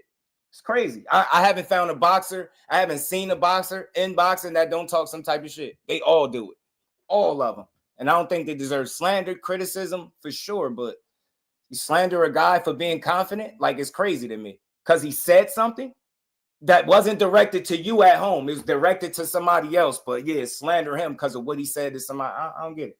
It's different. But we're gonna keep building though. We're gonna keep building. They all got Twitter fingers, bro. They all got Twitter fingers, bro. They all tweet.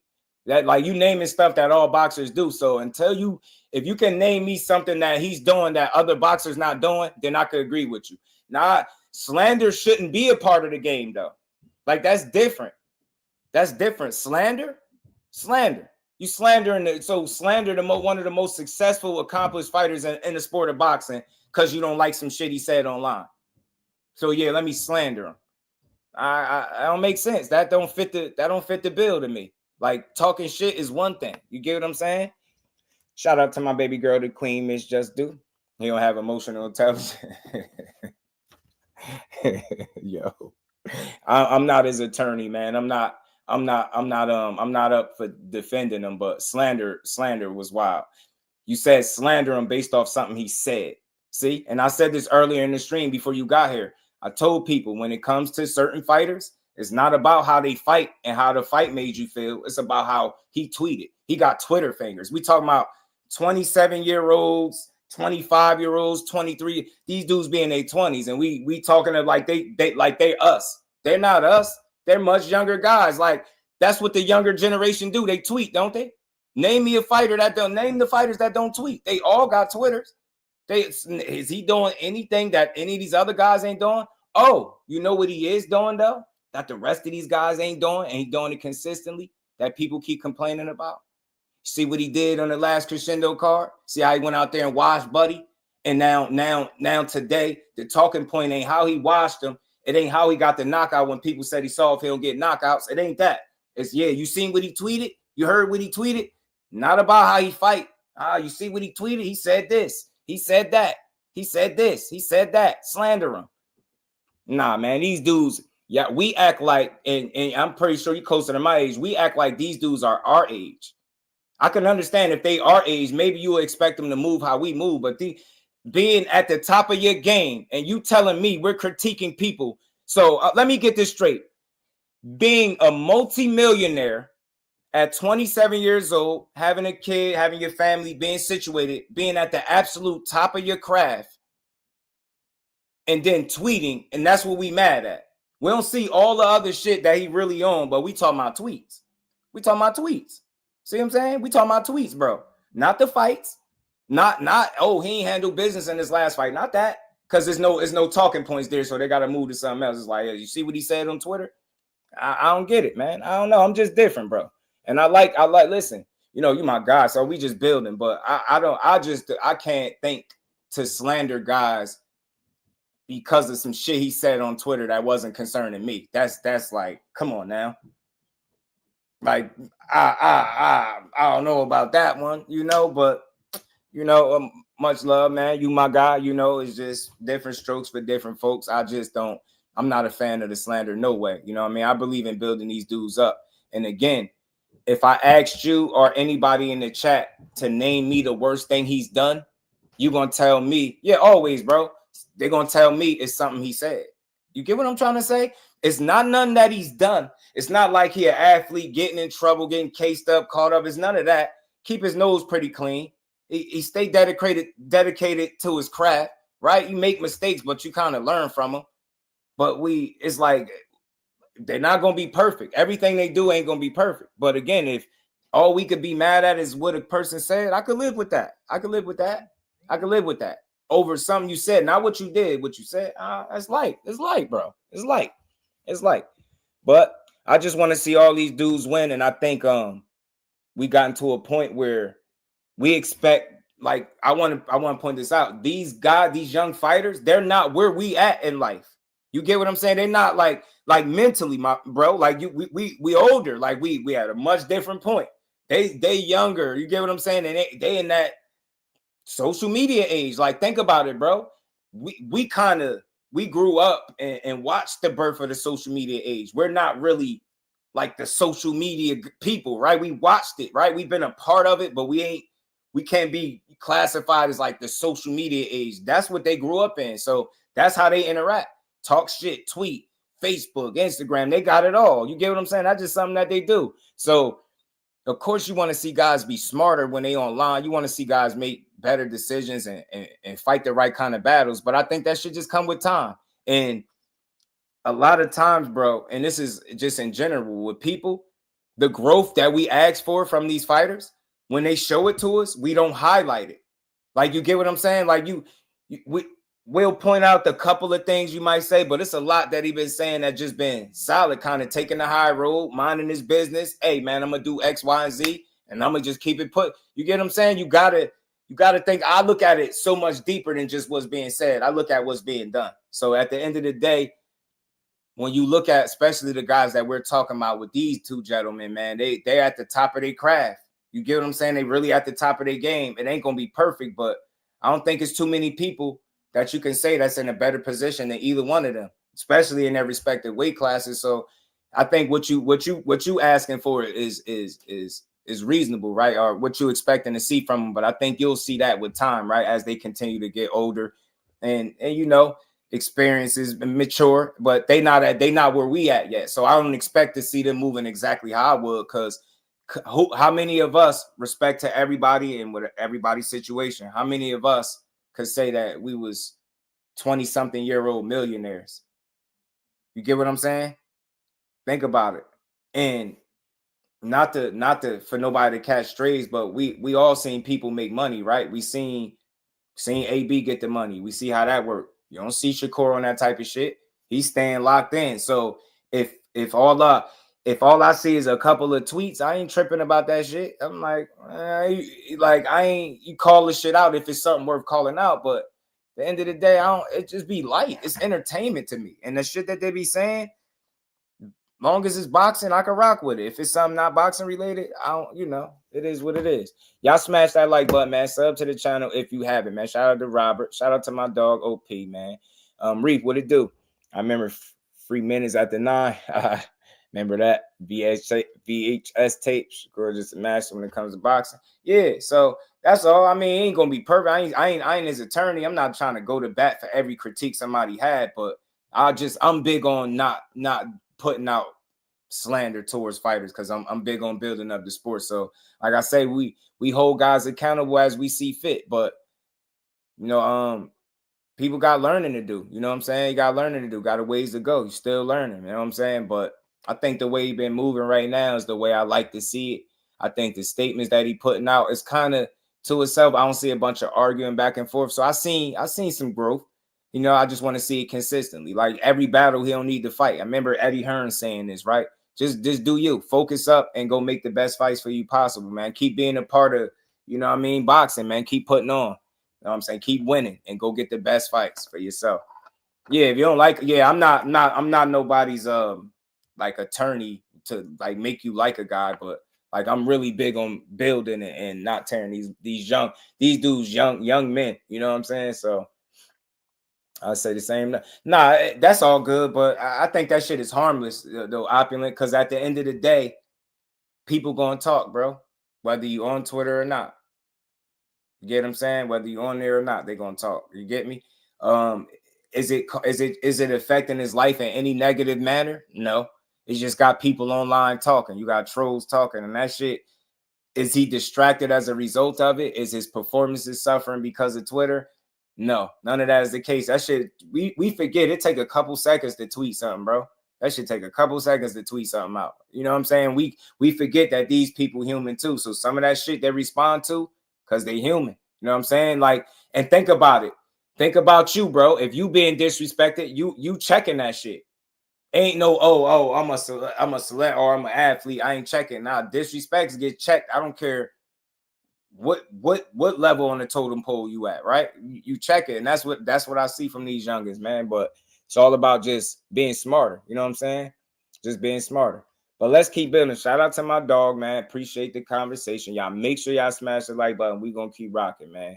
Again, man, I just want to make sure my voice and my point is made, man.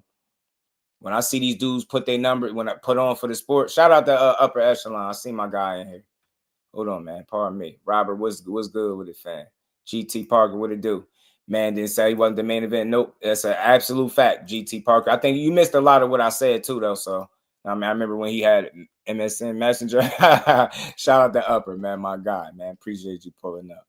Shout out to the Queen, Lisa, Melanin Queen, my sis in the building. Social media trying to next prank star. Yeah, that's why I say I think that stuff is light. Like you live and you learn, but that stuff be light. Like I don't think it's stuff that you can't come back from, right? That's just like little trash talk, some shit being talked. You know, it's light. You know what I mean? But the main focus, what I appreciate about him is the focus has always remained the same. Is boxing. Boxing. You know what I'm saying? And you can't take that from him. So that's where he locked in at, and that's what I love to see, you know. Worst performance was a C or C minus. Yeah, for sure. I agree with that too, Rob. I agree with that too. Shout out to my dog Carl, man. What they talking about? They saying they don't like his style. Yeah, man. I got catfish. You stupid. Man. One day, man, the stories I could tell, man. Catfish. Catfish is great. That's funny. That's funny, bro. Smash the like button. Let's keep building. So look, like I was saying, man, I want to see boxing to keep winning. I can't wait for the rematch to take place. And I want to see the next couple of fights for both of these dudes. I hope they keep winning and I hope they make a fight. You know, I hope we get the rematch for Roach and Tank. That's cool.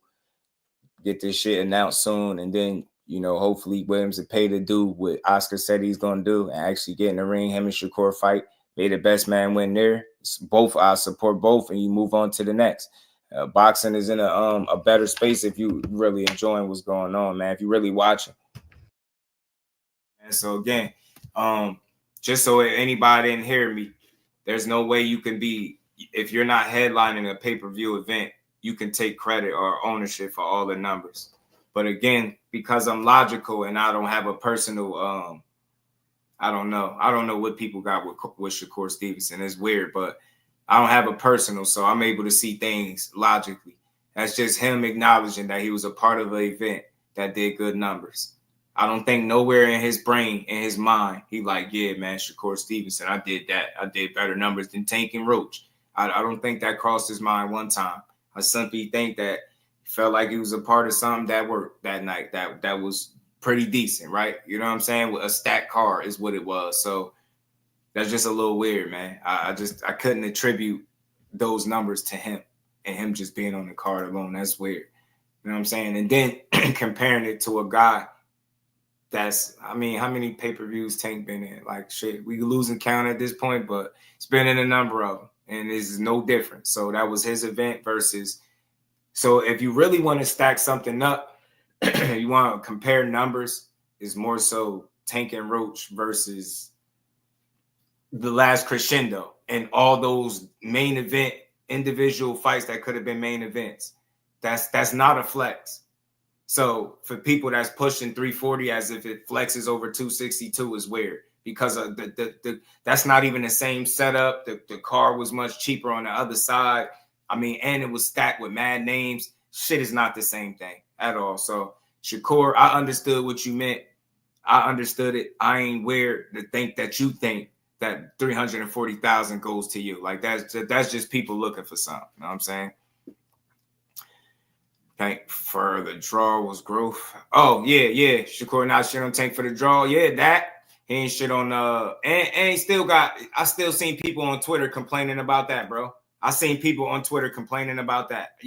I promise you, cut creator. He ain't say nothing bad. They still have something negative to say. That the Devin Haney got beat up, he had nothing to say. He been giving people they just do, man. Like a real one, man. You know what I mean? 340. $25. Yeah, exactly. I had that up. I had it up. It's not the same. Where Ray Jackson tweet at? Here you go. There you go. Up. There you go. You know, there you go. 260K buys, that's over 23 million. 340K buys, that's over 8.5 million. It's not the same shit. You know what I'm saying? But I look at it as a win for boxing because I don't give a damn about the numbers as much as I do the fights and understanding that people got their money. You know what I'm saying? Yeah. I enjoy and moral of the story, and we're gonna move on. We're gonna move to the next topic. When it's all said and done, whether it was 260, 262, 282, I don't care. I was part of one of them numbers because I paid for it. Whether it was 340K, 344K, or whatever, I was one of them because I paid for it. So you give me something worth my money, and I'll pay for it because I support boxing. I don't care about, individual numbers. When I know the two fighters that's being compared is probably going to do some of their best numbers with each other, much like Earl and Bud. Bud wasn't the biggest ticket seller, right? Got clowned for this and that, but he got the last laugh when it's all said and done. And the biggest flex for Earl Spence in terms of numbers is also the same flex for Terrence Crawford because it takes two. And with the right dance partner, you're able to do numbers. I don't look at that fight and be like, oh, those is all Earl fans. That would be silly to think that way. They both were a part of it. So until it's a Tank and Shakur on the headline in the bill, I don't give a damn about what numbers they do unless they doing them together. And like I said, I think when it's all said and done, they have a chance at doing better numbers together as a pair, as opponents, than the last Crescendo and Tank and Roach combined, possibly. Shout out to boxing. 340K is not a flex for Shakur. Shout out to you. I know he's acknowledging he was a part of it. I don't think he's taking credit. 262 is if that's the number, that's not a diss on Tank. That's being very consistent with what he's been doing, right? And he ain't even had the craziest name. He didn't even have a guy that was at 35. He pulled him up. You can complain, like I said, cry in the car, do whatever you want to do. Fact of the matter is, people said they wasn't watching. They tuned in. I tuned in. We tuned in. We enjoyed it. Let boxing win. The only verses I want to see with Shakur and Tank is when they fighting each other. I don't care about their numbers, man, because I ain't getting paid. Shout out to him, though. But let's keep rolling, man. Let's keep rolling. Shout out to Caleb Plant. We got to talk about my guy, Caleb Plant. 2 cents box. Shout out to the queen. How you feeling today? Funny people who never box think they know boxing. Oh, that's why I call myself a student, bro. I'm really a student over here of this shit, man. I'm really a student of it, Yeah, if you got a shirt from me, make sure y'all inbox me, man. Send me the picture so I can post it to the community. Let the fam know you rocking with this Jusdueboxing brand. We're gonna keep building, y'all. Do not forget, get the shirt. Tell me, nah, I know what you mean. But for me, I'm just not at that stage yet. I'd rather be a student of this here boxing game. You know what I mean? Those are not good numbers. I don't, I'm not here to say if they not good or not. Maybe for the way they stacked the card, it should have been better. So maybe in terms of that, it's not a flex. But if you being petty and you saying 340 is more than 262, then that's the conversation for people. But I don't care about their numbers, because you can do all the numbers you want and still fight and get your ass beat. So, I made sense out of this. I think we had a pretty good conversation about these numbers, man. And I think I did it the right way, I did. Yeah, they're not good numbers globally. I ain't tripping. Listen, I ain't here to complain about it. I just think people wanted to be petty. They use this as a one-up. Let me try to, all right, well, this is what Shakur one-up Tank. That's corny.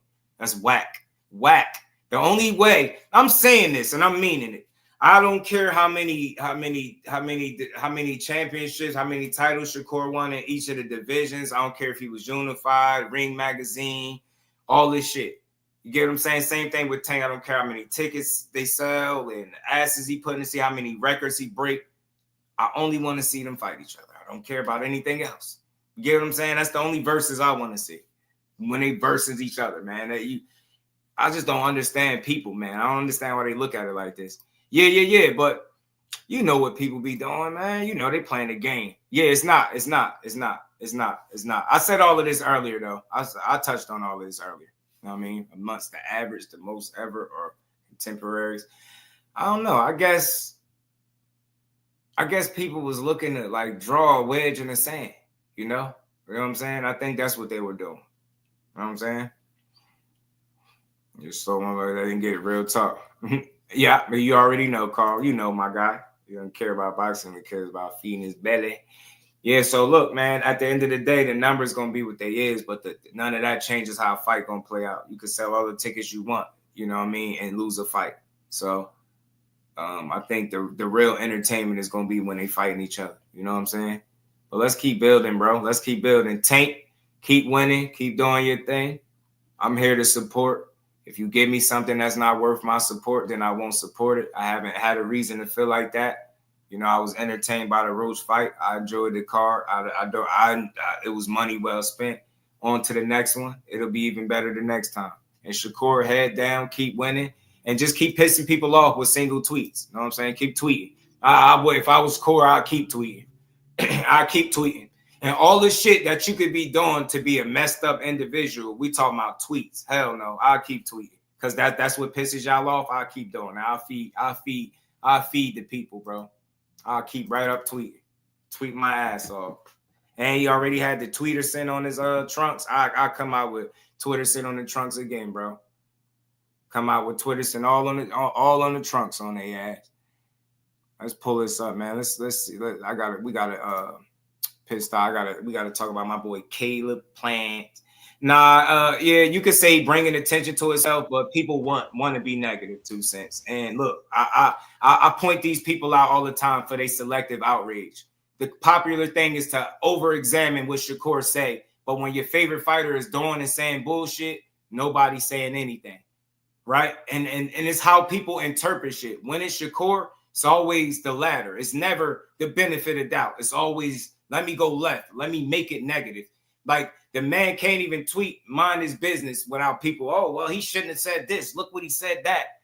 But I done seen people, favorite fighter, talk about people's sons and kids and nothing gets said. Like, nothing. So it's like, it's selective, bro. We talking about tweets. You know what I'm saying? People don't like it because it's competition. People don't like it because he a threat. So they use anything like numbers, ticket sales, resume talk, all this bullshit. But because they know none of that stuff matter when they fight each other on either side. That 340K ain't gonna matter. That 262 ain't gonna matter. The million and change that he did with Ryan ain't gonna matter. None of it's gonna matter. You know what's gonna matter? Who the better man on the night? Blunt Sports, my dog. Y'all keep tweeting, man. They be hot at them tweets. That's why I said shout out to my homie Blunt Sports, man. Z in the building was good with it. So I think he can handle the attention, but it's how people interpret every little thing he say. It gets over intensified. And I'm telling you, I'm changing the way I do content from now on. If you cannot have the same energy with all fighters, not just your favorite, I don't want to keep hearing about what Shakur is saying and doing. If I'm watching another fighter that y'all love say and do wild shit and they like, yeah, it's like, You know, it's like zip closed mouths. Yeah, we gonna act like we ain't see that. Yeah, but you see what Shakur said? Look what he tweeted. I see a lot worse shit being done by these fighters than what Shakur is tweeting. That's all I'm saying. And I don't see no videos, no live streams. I don't see nobody outraged and none of that. I just don't see it. So I just want to see it be consistent. Like if you're gonna be mad at tweets, be mad when they all tweet. Be mad when they tweet. Be mad when they tweet and delete. Be mad when they talk shit. Be mad when. Don't just be mad when Shakur say he gonna knock somebody out and don't do it. Be mad when your favorite fighter say he gonna knock somebody out and don't do it. So if we keeping this shit all around the board, let's be mad collectively at people for the same reason. Let's keep the standard equal for all fighters involved, all parties involved, all fighters around the board, bro. Shout out to my dog, man. My guy, Trey Scales, just showing support. And where can I find the shirts? I hope you got an extra medium. Oh, you small like me, Trey? Extra medium. Hit me on IG, bro. Hits my DM. I got you, man. We'll get you right.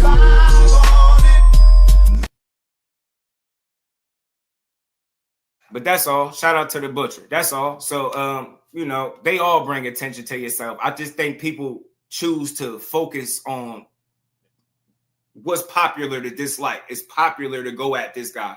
Cause I see it almost unanimously across YouTube.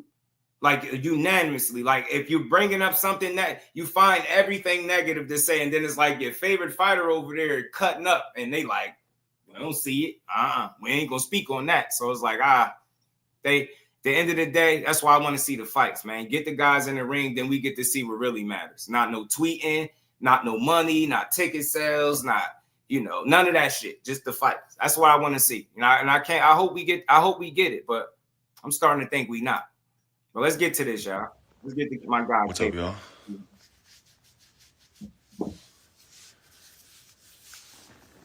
Hang a duck and smoke.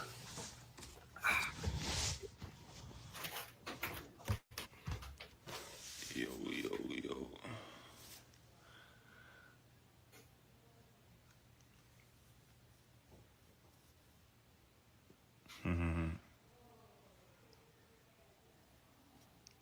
What's going on, y'all? Reading y'all's comments. We giving belt to ass or what? You already know. Sneaker wall goes crazy. Oh yeah, you already know. Sweet hands.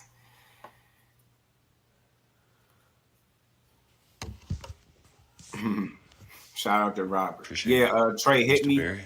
Hit my IG, Jusdueboxing, bro, and I'll get you situated. And again, shout out to everybody.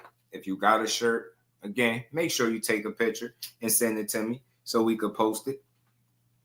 And I appreciate everybody rocking out with your boy. Let's get back to this. Get roasted. Yeah, they do. They do. And again, I want to make sure I'm not saying you per se, right? Not you. Like I like listening to you cook, you know, but a lot of these people, they just super negative, bro. That's all. They just super negative. Like it could be anything. And like we think about all the stuff that they could be doing. Think about like some of the worst stuff you've seen in boxing and tell me is anything that these guys doing in today's boxing on par with some of the worst stuff you've seen. Like I think we've gotten soft, right? Like we really be talking about what a person's saying on social media.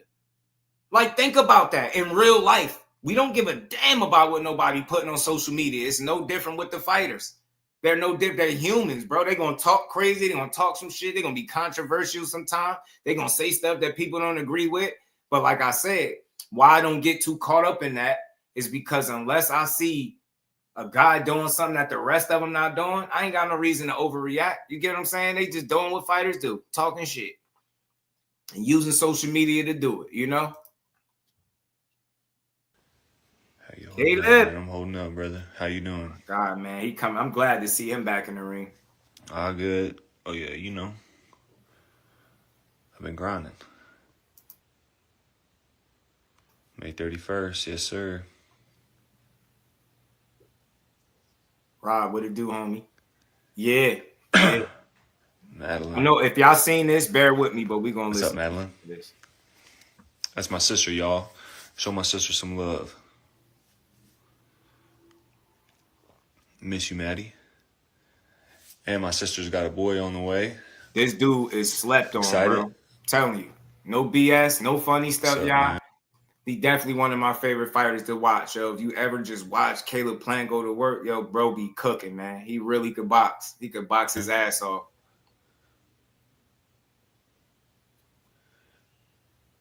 Hey, Berlanga. Dude. Let me speed this up, so.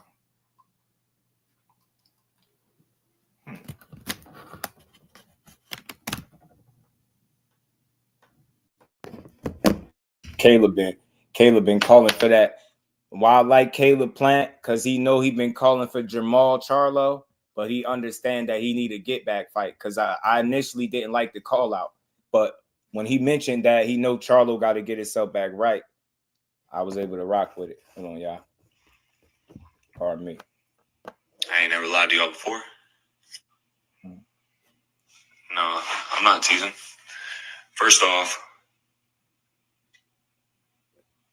you know, all the other big super middleweights are busy.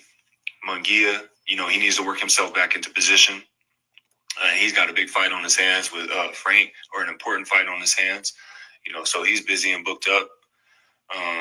Pacheco and Billy are in negotiations right now, trying to make a fight happen. Me too, bro. My manager, personally, Luisa Cubas, reached out to Edgar Berlanga's manager, Keith Conley, and tried to make a fight for later this summer. Turned it down, didn't want to. So, you know, that leaves me in a position where I'm not sitting around waiting on these dudes. So I'm like, hey, let's make a fight with Charlo. Let's make it happen. But, you know, he's had some time away from the ring. And, you know, he wanted a fight to get. Hey, the butcher, Caleb Plant is invited to the cookout, the family functions, and everything, bro. He officially is invited to all family functions, bro. I might even trade in one of the cousins.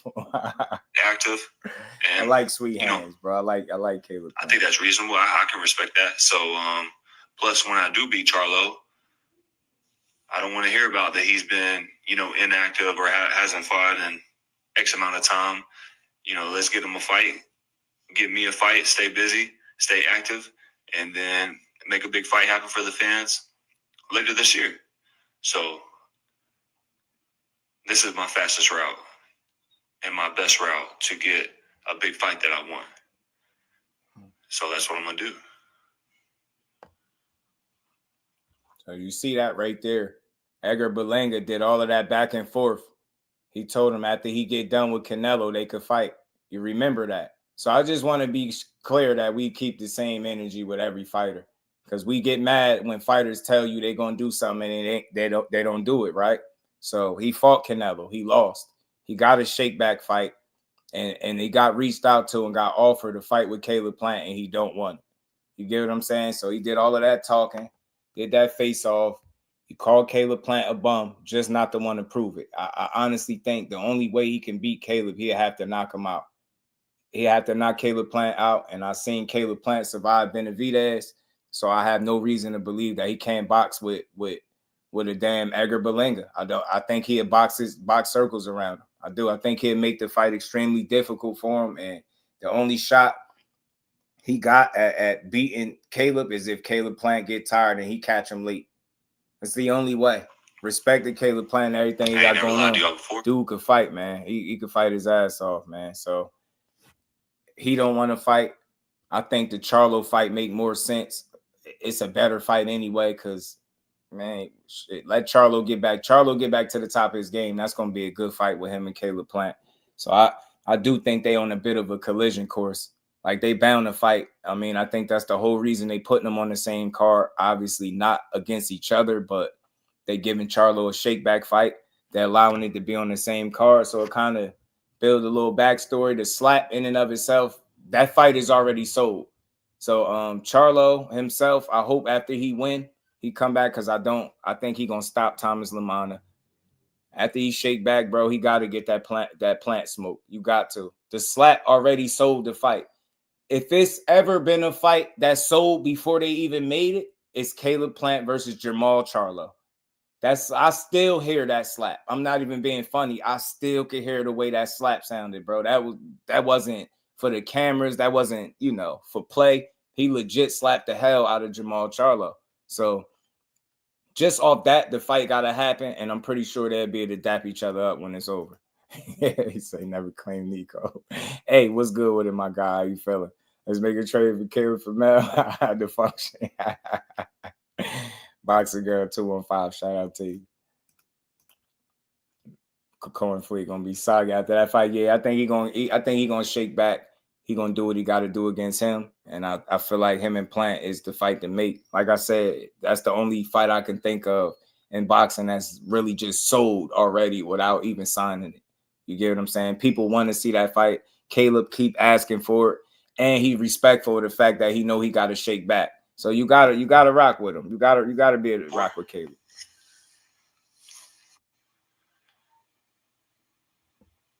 Did you ever meet Nipsey in person? So that's really the gist. All this other stuff he was saying, he was just talking, but those are the fights, man. 68, it'd be better if everybody participated. Edgar Berlanga don't seem to want no smoke with him. He don't want to get in there and fight. So we ain't gonna see it, man. That's whack, man. That's a good fight. They did all that talking, or should I say Berlanga did all that talking and arguing with Plant, just not the one to fight him when it's all said and done. Nasty work that he turned down the opportunity to fight a dude that you said you would just knock out. And that's why I say, man, it's easy to talk to Caleb, man, but it's different when you get in there. That dude really can fight. I'm telling you, see how he did Darrell. So guys that be overconfident against Caleb, man, he got something for you.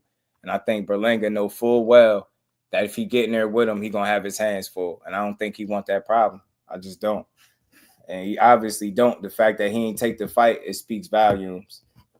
It says everything you need to know about him. And he about to go on a diet of guys that he could beat and just whoop ass. He just wants smoke on the net, not in the ring. Yeah, I mean, he just wants you to believe that he want to fight that guy, and I don't think he has no intentions on getting in there with him. I don't know what he's going to do, though, because it's going to get to a point, man, they keep playing around. You're going to have to see Caleb playing. I don't got a whole lot of guys beating him at 68. I don't. I really don't. That Charlo fight is going to be something for him. That could turn into a big fight for both of them. I'm just hoping for the sake of boxing and for Charlo's career that he get himself all the way where he need to be, bro. Because I would hate to see him look like a shell of himself against Caleb Plant. That wouldn't be a good look, because he gonna get outboxed. Clean. It's gonna be clean. Even David Benavidez said Caleb Plant tougher than he thought. Yeah, I should let you know something. Yeah, I'm telling you, he is, bro. Berlanga, the new Tio. They said Tio is behind him, Ozell. They said Tio is behind Berlanga. I heard a take on it. Shout out to the Boxing Boys. I heard somebody make a take that they got Tio over. I mean Berlanga over Tio at this point. Iglesias most dangerous. Yeah. Up, man. He a bad boy, and he mean too. He want to hurt you. He want to hurt you, bro. He really do. But yeah, man, as far as Edgar Berlanga, I ain't even surprised, bro. But it just goes to show you could say what you want about Caleb Plant. You could try that pillow fisted shit. You could talk about his gas tank, this and that. Fight him. That's what I want to see. Fight him. Trevor McCumbee got up in there. He had learned, man. Caleb Plant ain't nothing to play with. That man showed you a totally different wrinkle in his last fight and got a knockout. Some shit that they tell you he can't do. They'll tell you he pillow fisted. I bet you Trevor McCumbee don't think that. You get what I'm saying? They'll tell you a fan and a heartbeat to tell you Caleb Plant pillow fisted. Man, not the guys that's fighting him ain't saying that. Dude hit harder than you think. That dude's strong, man. Caleb Plant being shape. Darrell got put. He did. That was disrespectful, man. What he did to Darrell. That was disrespectful right there. Plant. You said Plant don't want to see Kevin Newman. That's a good one to butcher. I like that. I like Kevin Newman. He could fight. Cuddy was good with it. Caleb not no slouch. Yeah, man. That man can fight his ass off, dude. Got Caleb beat MAGA, man. Yeah, me too.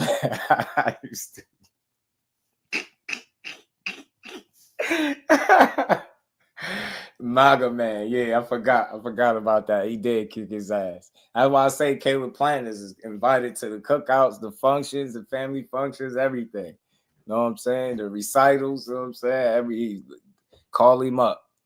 Kevin Newman versus Lester. Ooh. That dude heavy-handed, bro. That dude heavy-handed. That might not be it. That's a dangerous fight. That's a dangerous fight, man. I seen his last fight, man. Bomac got him one. That dude was slugging. I wonder is Terrence Crawford working with Lester? I wonder is Bug getting any work in with him? Black said Newman had 3 losses. He can't get the fight. Dudes be running. I don't know, man. I just don't. I know Caleb Plant. Like Caleb Plant ain't for no running. Like he went in there with Canelo. He went in there with Benavidez. Like Caleb Plant, he ain't scared to fight at all. Like if we don't know nothing else about Caleb Plant, you have to know that. 2 things. He ain't scared to fight and he can fight. 2 things. You have to know that about Caleb Plant. You gotta know that. If you just follow this career, the dude ain't running from shit. He ain't running from no kind of smoke. Not even outside the ring if you get crazy, bro. Nah, that dude legit as they come, bro. That's why I say he one of the more underrated, slept-on fighters in boxing. I don't give a damn when nobody say that man can box, bro. And I really like watching him fight. And I'm telling you, he gave Canelo hell. If he didn't get caught late, he could have won that damn fight, man. And he'll slap you. Booker, he definitely slapped you. Caleb got 2 slaps on Charlie Runner. Nah, that's what I'm saying. Because, hey, Kyle, if somebody was to walk up to, if I was to come up here and tell y'all I was there and I say I just seen Caleb Plant slap Charlo twice, y'all would tell me I was playing. You would tell me, yo, Just, you trolling. You get what I'm trying to say? So the fact that really happened should tell you, like, nah, bro, he ain't scared to fight. And I ain't saying he some street guy, but he just demand respect. And I believe that's how it is in the ring. I don't see him being scared of nothing or nobody. He actively calling for Charlo. I get Charlo ain't been looking his best, but that was one of the best fighters at the top of his game. So that's the shit he calling for. He calling for Berlanga. Berlanga talking shit. Berlanga think he the best thing outside of Canelo Alvarez at 68, right? But then when it's time for him to fight Caleb Plant, he don't want nothing to do with him. That's why I say these dudes be doing all that barking, man, and woofing, bro. I love to see that fight, and I don't see why he ain't clamoring for it. That should be the fight you want. Push you, he getting his back. Yeah. Yeah, Caleb getting his back, bro. You know? Agnello, know what I'm saying? Caleb ain't got no O in him, man. You get me? He ain't got no O in him. You feel me? You know what I'm saying? Of Sweet Hands coming to fight, G. And shout out to Jordan Plant. You know what I'm saying? They like seeing her do her thing. And she'll go interview her man. And then he'll go, and then you know that's cold. Getting interviewed by your wife and then going to beat ass is cold. He get an interview from wifey and then go beat somebody ass. Yeah. Oh, speaking of that, hold on. Did I delete it? Do I still got it? Because we're gonna keep going. Y'all smash the like button, bro. Damn, I thought I had something where Eddie Hearn.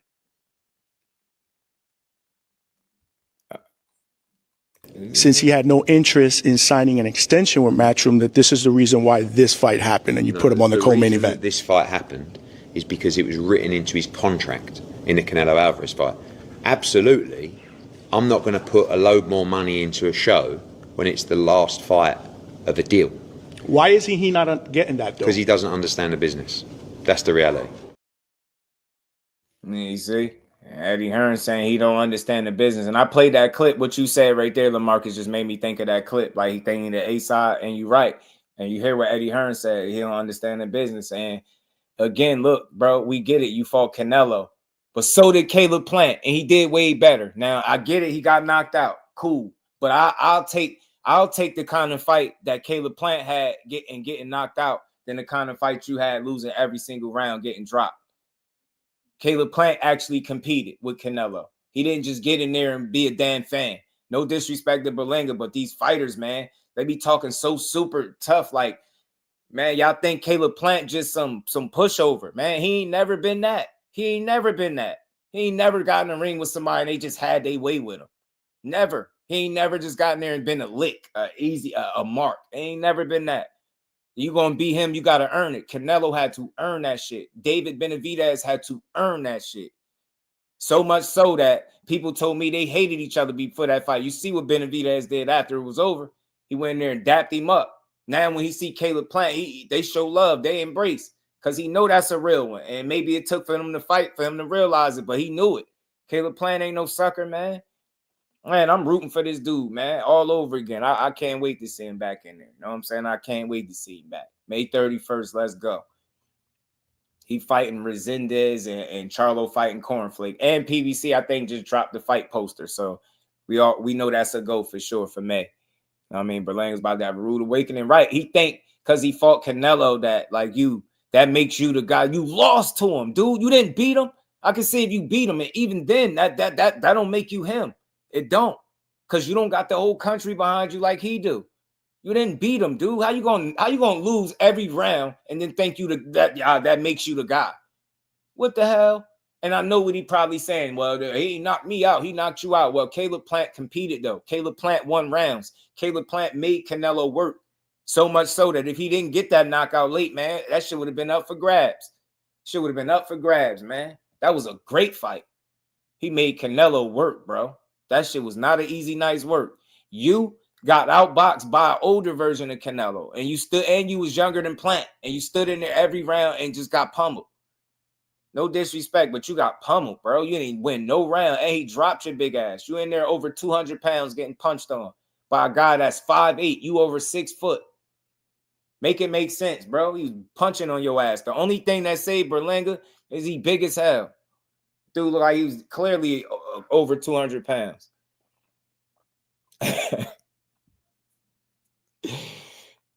You say about to be the New York School crossing guard. Berlanga might lose to Pacheco. Hey, not Rob Walker. You talking, Rob? J-Boxing, what it do, homie? You talking, bro? He might. Playing around. Canelo stops Berlanga if they fought then.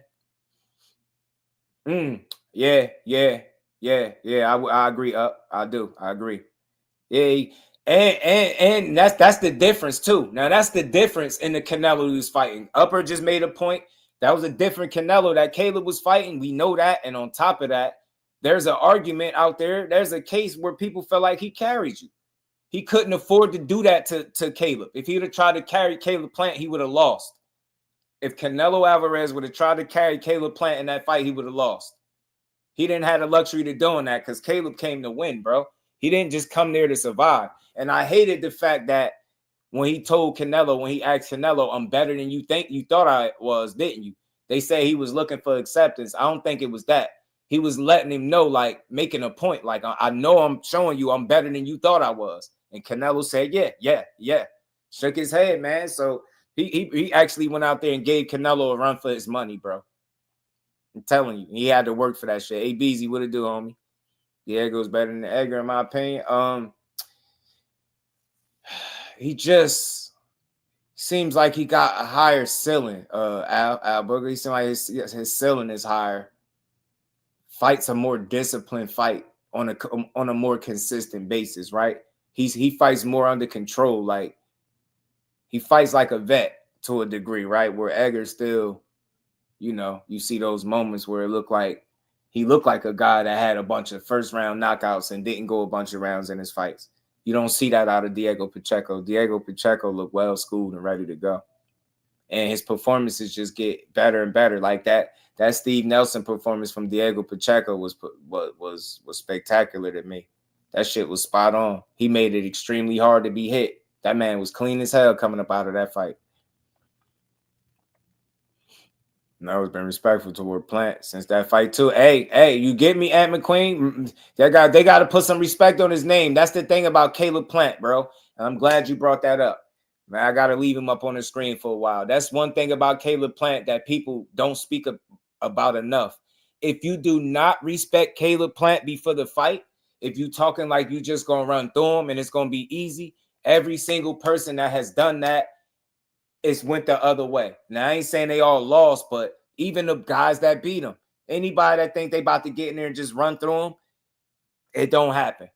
Canelo didn't just run through him. It didn't happen. Benavidez was talking that shit. It didn't happen. Andre Dirrell was talking that shit, and he slept him. He earned his respect. He a different fighter, man. You gotta like that dude. He make you respect him. And I'm telling you, I think it's the complexion, the lack of complexion for the protection that he don't got, that people be treating him like he's some, you get what I'm saying? Like he's some guy that you just gonna run up on. Nah, man. Nah, bro. Caleb Plant gonna fight you, and you gonna have your work cut out for you. And if you ain't ready, you ain't prepared to be tested, he gonna beat you. Straight like that. If you overlooking him, he gonna stop you. Anthony Dirrell, my bad if I said Andre. I meant to say Anthony. My bad if I said Andre. I meant to say Anthony. You know what I'm saying? So he's a guy that continues to get his respect amongst the boxing community. You got to. He got in there with Trevor McCumbee. McCumbee was fighting like he ain't really respect Caleb, right? Wasn't he? He was fighting. Wasn't he? He was fighting like, bro, I don't give a damn about, you get what I'm saying? I don't care that you Caleb Plant. I don't care if you fought. I don't care who you are. I don't care if you was a former champion. You get what I'm saying? But Trevor McCumbee, he F around and found out. He learned that day. You get me? He learned that day that Caleb Plant wasn't nothing to be playing with. Plant most definitely Edgar's second loss. If he fights him, I think so too, bro. I do. Don't be surprised if you end up seeing Edgar news on the fight. My bro Zoom Verse, man. Zoom Verse still mad at Edgar about that biting incident, bro. Zoom Verse still pissed off about that biting incident, bro. He ain't feeling it. He pissed off, man.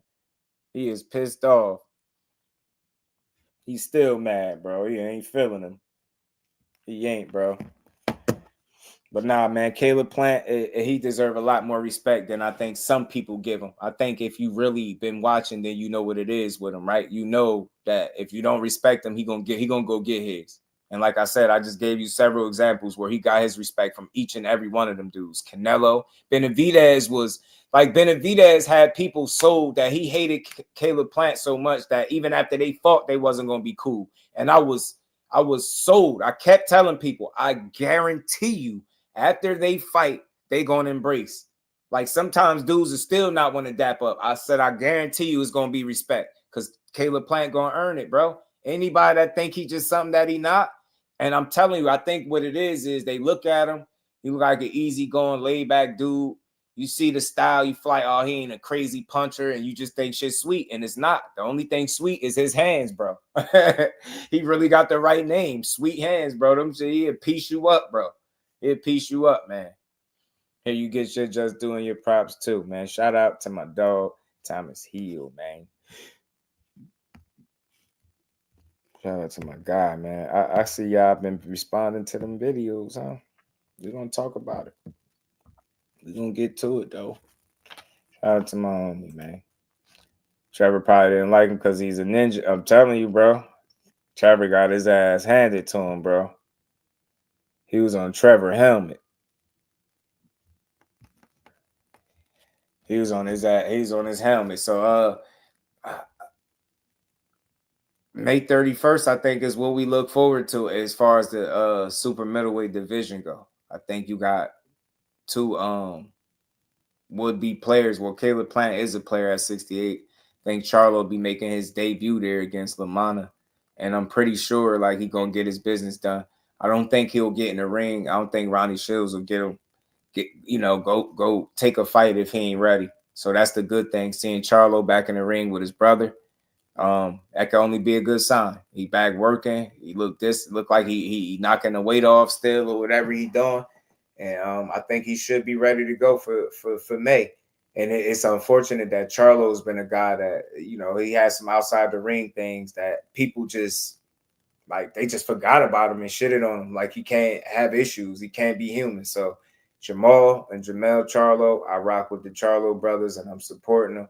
Can't wait to see Maul back and Mel. It's crazy because I thought Mel was going to come back before Maul, but good thing is we know Mel is on his way back too. So I'm pretty sure at some point he should be probably making an announcement. He been talking a little more. You seen him in the gym. You seen the pictures again. He looked like he in good shape.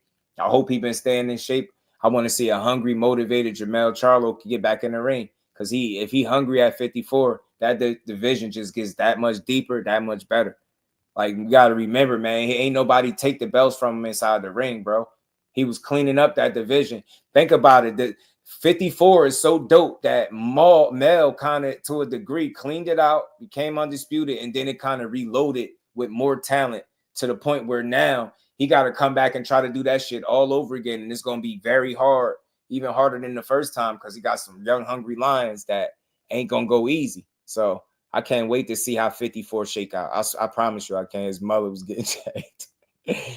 Baby Charles should jump to 60. Boxing with 2-4. What it do, homie? I think he want to stake his claim again at 54. That's what he sound like. He said he coming back. He said he coming back for his, man. He said he the king. He the king of the division, and he coming back. So I like it. Look, I like it, man. He been a career 54-pounder. He took the one-off fight. If he can return to top form at 54, let's see it, bro. Talking about people saying how they've been in the hottest since the beginning of the year. Malik K, because you know that's not exactly the popular thing, right? It's a lot of people that dislike PBC. Why? I have no clue. But I was speaking on it briefly, like, you know, the other day about their shows and how well they started the year off, right? I think they started off pretty good. I think they continuing it. Now you starting to see the layout of the schedule to a degree. You starting to see the free cards coming, right? And I'm enjoying it. So, hey, Malik, look like one more year for the PBC, huh? Not going broke. It's still in boxing, huh? Next gen, what it do? Go out and got that Canelo fight because he's seen the smoke coming at 54. Nah, I remember though. Spence most likely to go to 60. Yeah, I was hearing that. I was hearing he might skip 54 and go to 60. I don't know how true it is, but nah, remember next gen, he took the fight for his brother. Remember, it was supposed to be Maul's fight. But remember, he stepped in and he was like, I'll take it. And then they just did it because they said Maul wouldn't be ready. So Mel took it. And then that opportunity to fight somebody that, you know, you always wanted to fight and make that money. Those opportunities don't come a lot often in boxing. You have to take that. You get what I'm saying? You have to. And I'm telling you, I'll say this real quick about the fight when he fought Canelo. Ed McQueen says some real important things, man. He had me rethink and watch that fight over. Charlo tried more than people give him credit for. He just that shit just wasn't working. And I think the effort just wasn't obviously the same because he didn't have the same confidence. I think his confidence was getting stripped from him round after round as he hit Canelo with shit. And he just continued to walk forward and walk right through it. You get what I'm saying? So I think that jump was just way too much, you know. So it's gonna be good to see him come back to 54 to kind of make another run at it. You know what I'm saying? So it'll be dope to see. It'd be dope to see. But PBC is rolling right now. And again, Malik, you said it. That's why nobody talking about it, bro. It's all in what you just said. Why nobody talking about the PBC and how they've been the hottest since the beginning of the year? You saying it right there, bro. That's why. Because if it was bad, you would hear it everywhere. So when you don't hear no PBC slander, that means they doing good because, you know, they can't speak on it. So they get quiet. The haters get quiet. Why the PBC do their things. PBC is the Guinness World Record for the longest going out of business. I'm telling you. Hey, Cal, I'm telling you. A1 Hoops on, my God. What's good, bro? He definitely did. People just want to go out. They should. The fact that he went 12 is commendable. Yeah, that's what it was. Next gen, not everybody wants to get knocked out, right? Like, nah, bro. And that's pride in that in and of itself. People see it as he just was scared to go all out. Nah, it ain't that. It's like, bro, I'm already getting my ass kicked. I'm not about to let him knock me out too. I bet you that was his way of thinking. If I'm gonna lose this fight, he ain't knocking me out, and I respect that. I do.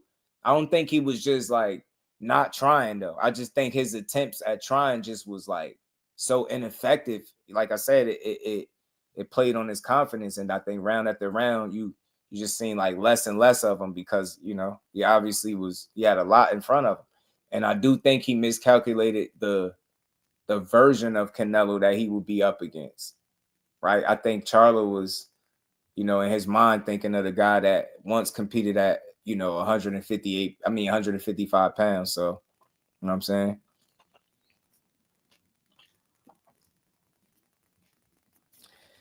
PBC is Definitely chugging along 2025. They are, bro. They are. Can I want to stop him? He probably, yeah, for sure. That would have been a feather in the cap next gen if he could have got a stoppage. He could have got a stoppage, yo. That would have been a feather in the cap, bro. But Charlo wasn't beat. Charlo was like, nah. Charlo wasn't beat. Whatever your name is, man, I guess you want some attention. They give it to you. Y'all smash that like button, man. We missing about 7 likes, man. Hit that like button for your boy. We're going to build for a few more minutes. I thought this was a good conversation. It was productive today. Man, I hope y'all enjoyed it, for the most part. Like I said, man, y'all know my motto, man. We're going to keep building on boxing, man, instead of tearing it down. But we ain't done yet. We got something else that we're gonna talk about in just a second. But again, Caleb Plant, May 31st. Let's see him and Charlo, same card on a collision course. That's the next big fight, I think, at 168 pounds, super middleweight.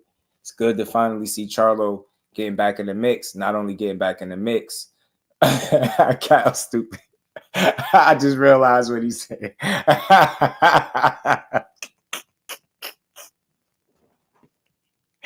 Oh man, y'all love the chat, yo. gotta love the fan, bro. I really do. Y'all crazy. He just calmly did it. I didn't even realize what he was saying, but I got it now. But yeah, man, let's keep building. And let's see, man. The chat's undefeated. You gotta love your chat, bro. I'm telling you, you got to. We got some real people, some good people. Hey, Cal, man, you too, man. Don't forget, bro. Send me the pic, man, so I can post it to the community.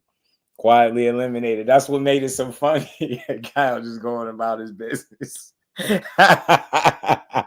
that man real smooth, quietly. Can't read your name anyway. He gonna come here and hate. Why people do that, man? One thing about Just Do, when we here, I only care about the people that's here, not the people that's not. You're right. I don't be worried about what's not here. We gonna build. We gonna talk this boxing every day, unapologetically. We gonna have fun. We gonna build. We gonna give our perspectives, and we gonna be out. But we gonna keep on rocking out. Gently discarded.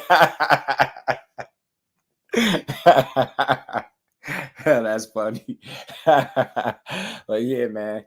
Next good fight, Caleb Plant and Charlo. I think that's one. That's one. Lester Martinez is making his way through the ranks too, man. He looked dangerous up there.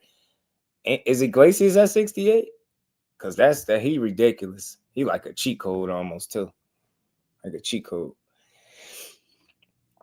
Like a cheat code. But let's keep rocking, man. I got something else. We got I want to play something from Brian Norman, man. It's real short from Brian B. Norman, bro. He was talking about what he want next. And I want y'all to hear what he said, what he want next, man. B. Norman got some plans, man. I think he playing a long game right now, too. In this sport, but let's get to it. Don't forget to hit the like button, y'all. An easy payday, a fun trip to Japan, or to put it in more respectful terms, he believes in his power like you believe in yours. Is that a fun, quick scrap like the Derek Cuevas fight was? Yeah, I would never say any fight is easy at all. The only reason why I got rid of Derek Cuevas that fast because of the hard work I put in. So the hard part is the training. So I would never say any fight is easy. But regarding going to Japan and fighting Jen Sasaki, I think that would be a great fight, a very entertaining fight as well. You see how he fight, like you just said, he believe in his power. He believe in just, coming out here and getting his. And also, he could become a champion. So I know for a fact he gonna train and try to come with literally everything he got. But I'm true to this, not new to this, so I'm gonna let him know I got this belt for a reason. You hear him? If the fight happens next, I'll learn him something as well. God, he said I'm true to this, not new to this, man. If the fight happens, I'll learn him something as well. So that's for all y'all. Jin Saki, I think that's his name, Jin Saki, the guy that wanted to fight Brian Norman. That did like the friendly call out or whatever he did. Yeah, the Japan fight that they talking about, he said he'll learn him something. Man, he true to this, not new to this. You hear me? That fight come out, learn him something as well. That Brian Norman talking that slick talk. Now he about to tell y'all what he want next, because you see that he just stopped Derek Cuevas. People was ready to count him out again against Cuevas. He proved them wrong. Now I think more people about to jump on the bandwagon or on the Brian Norman Jr. train because he looking like the goods. I told people just get a man some time to grow and develop and keep getting better. And now you're just seeing a more polished version of him, more successful, more consistent. And I think as long as he continue to work how he's going to keep doing, I think his performance is going to reflect the work. And he'll keep proving it. So I think that ultimately the fight is him and Boots. But let's hear what he said he won next, y'all.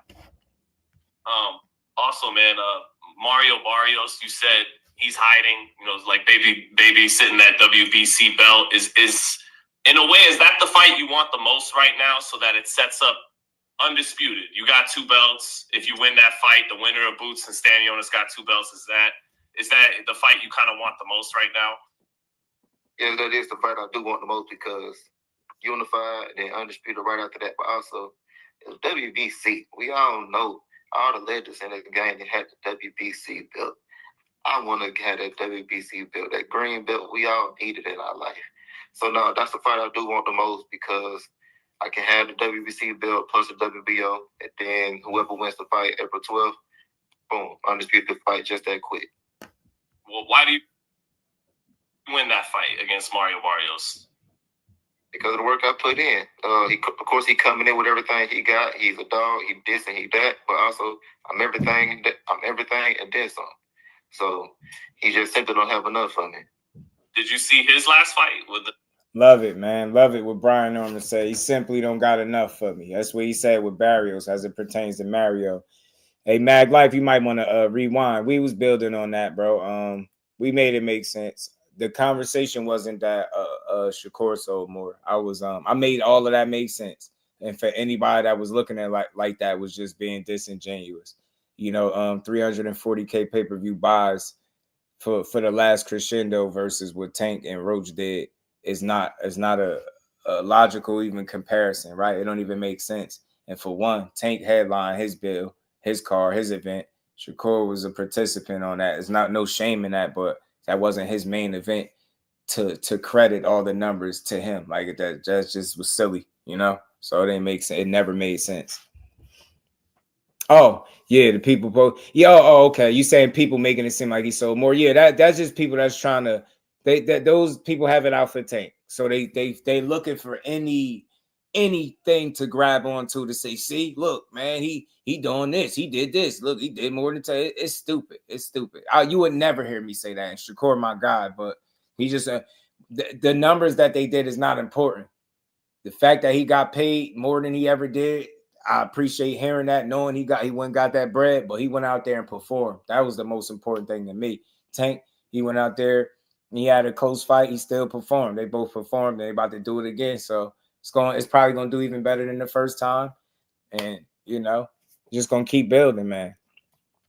Yeah, you can't do it. It's kind of corny to do that. You can't do that. Don't nobody want to hear you being lying to them all the time. You know what I mean? But shout out to everybody, man. I didn't want to be here super long today, man. This is a dope build. I just wanted to touch on these numbers for the most part. Let y'all know Caleb Plant won all the smoke. Berlanga don't. Brian Norman is playing the long game. He wants to fight Mario Barrios, and it makes sense if you think about it. Boots about to fight April 12th. He trying to fight Barrios sooner than later, and he wants to unify. That way, he got 2 belts. He feel like the winner of Stanionis and Boots. They fight. Now you got a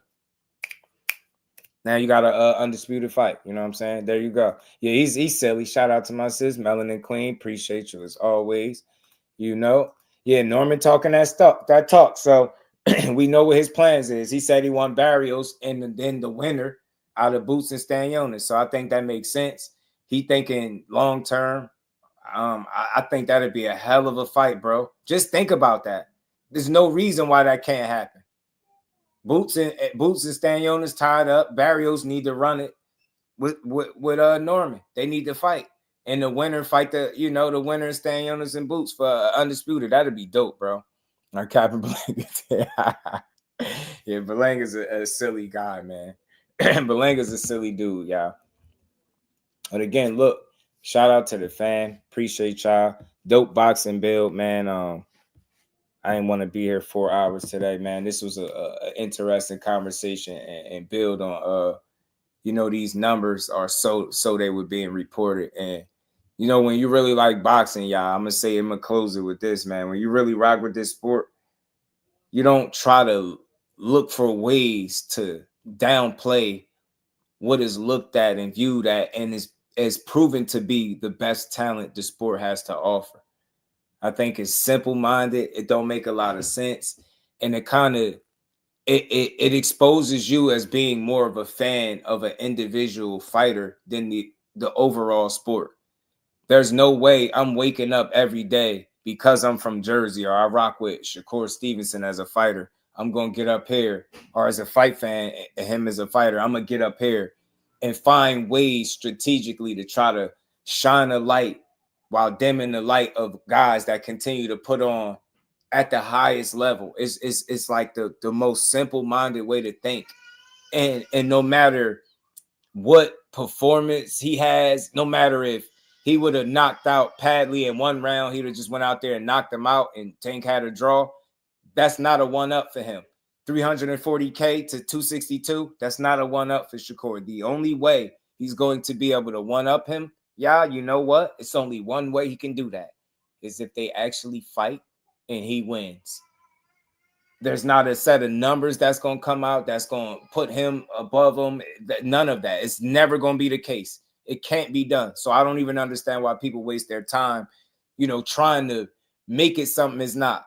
The only way that's going to be proven is in the ring when they fight. There's not going to be any one-ups. There's not nothing he can tweet. There's not no accomplishment that he can talk about. None of that shit is going to win him a fight if they fight.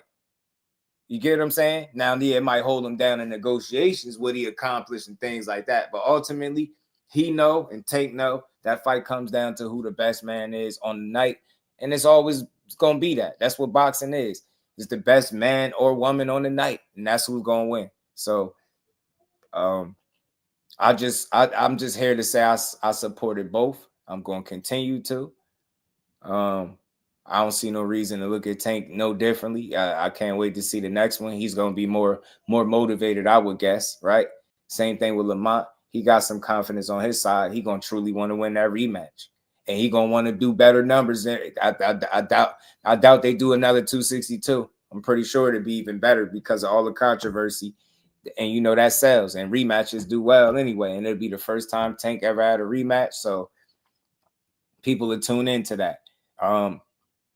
Good thing about Shakur, when he fights, people do tune in. For better or for worse, people tune in. So I look at those numbers as like I like to see boxing win. So when I see Tank numbers come out, I look at it like, yo, it's consistent with what he's been doing. So and it just proves what I already think. The better the dance partner, the more wanted of the dance partner, the better his numbers are gonna do. That's all. So you can't shit on him because if he was fighting your neighbor, your next door neighbor, he gonna put up numbers, and you know that. So it's no way you can shit on a guy that every time he steps in the ring, there's a shit ton of people ringside and filled in the venue that's wanting to see him fight. It's no secret that he putting up crazy numbers at gates and doing well. That's good for boxing. Why we can't just salute the man and say, yo, you doing it, you doing your thing?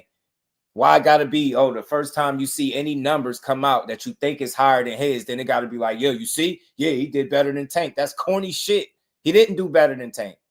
The only way to do better than Tank is beating him. Ain't no numbers gonna prove that shit. Ain't no belts gonna prove none of that. You gotta beat him. You gotta beat him. Real ones know that. Y'all gotta fight, and somebody gotta win. And y'all still gonna get supported. Guarantee you that. Everybody gonna be tuned in for it. So all them petty ass arguments, all those, well, he did this better, and nah, ain't none of that, bro. He ain't do shit better. This is not his main event to credit him all the numbers to. He was a part of it, nothing more, nothing less. He showed up, he showed out, got his work done, he got paid. On to the next. I hope it's Williams and Pater because his ass on the chopping block next. And hopefully after that, it's Tank Davis. That's in a perfect world. I hope that's what we get. Shout out to Tank. Shout out to Core. The last Crescendo was dope. Tank and Roach was worth the money. I supported both, and we're going to keep rocking, man. Shout out to Legacy Remains.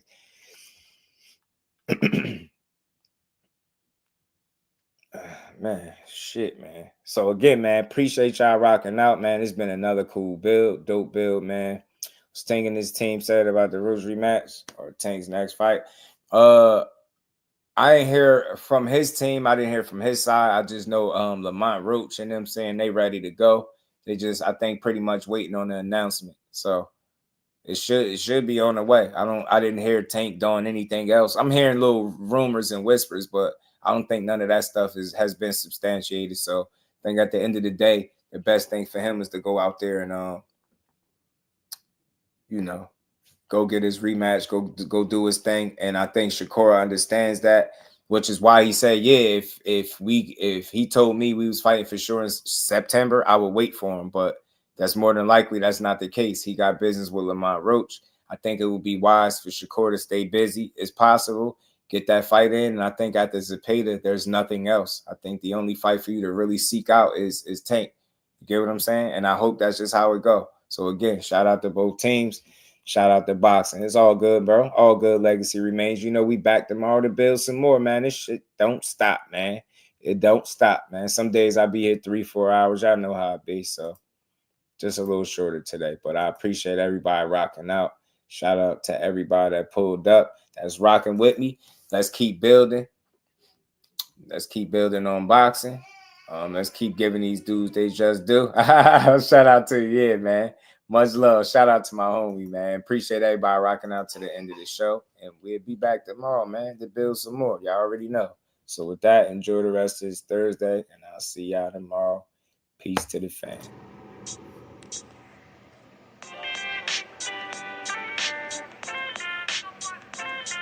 Yo, you know the deal. We back again. We never slacking. Word 'em up.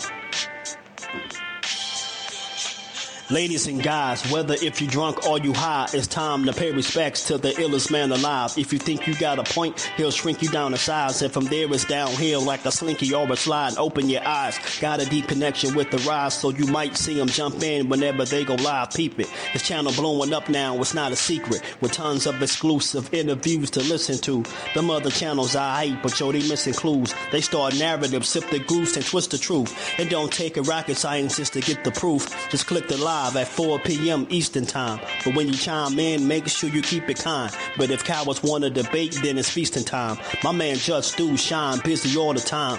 Grind 24/7, 365.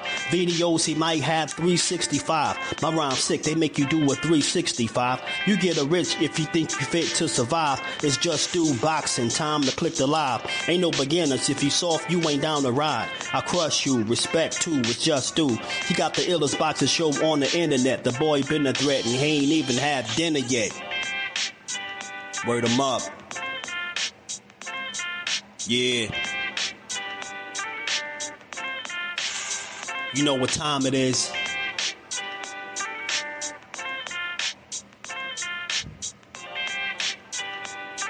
$4 p.m. Eastern. Click the link. Jusdueboxing in the building, 4 o'clock shorty, man. Y'all make sure y'all check him out. He's going to be live today at 4 o'clock, man. And he's going to be spewing some good stuff as he always do with an unbiased approach, man. He's probably the most unbiased channel on YouTube. What's going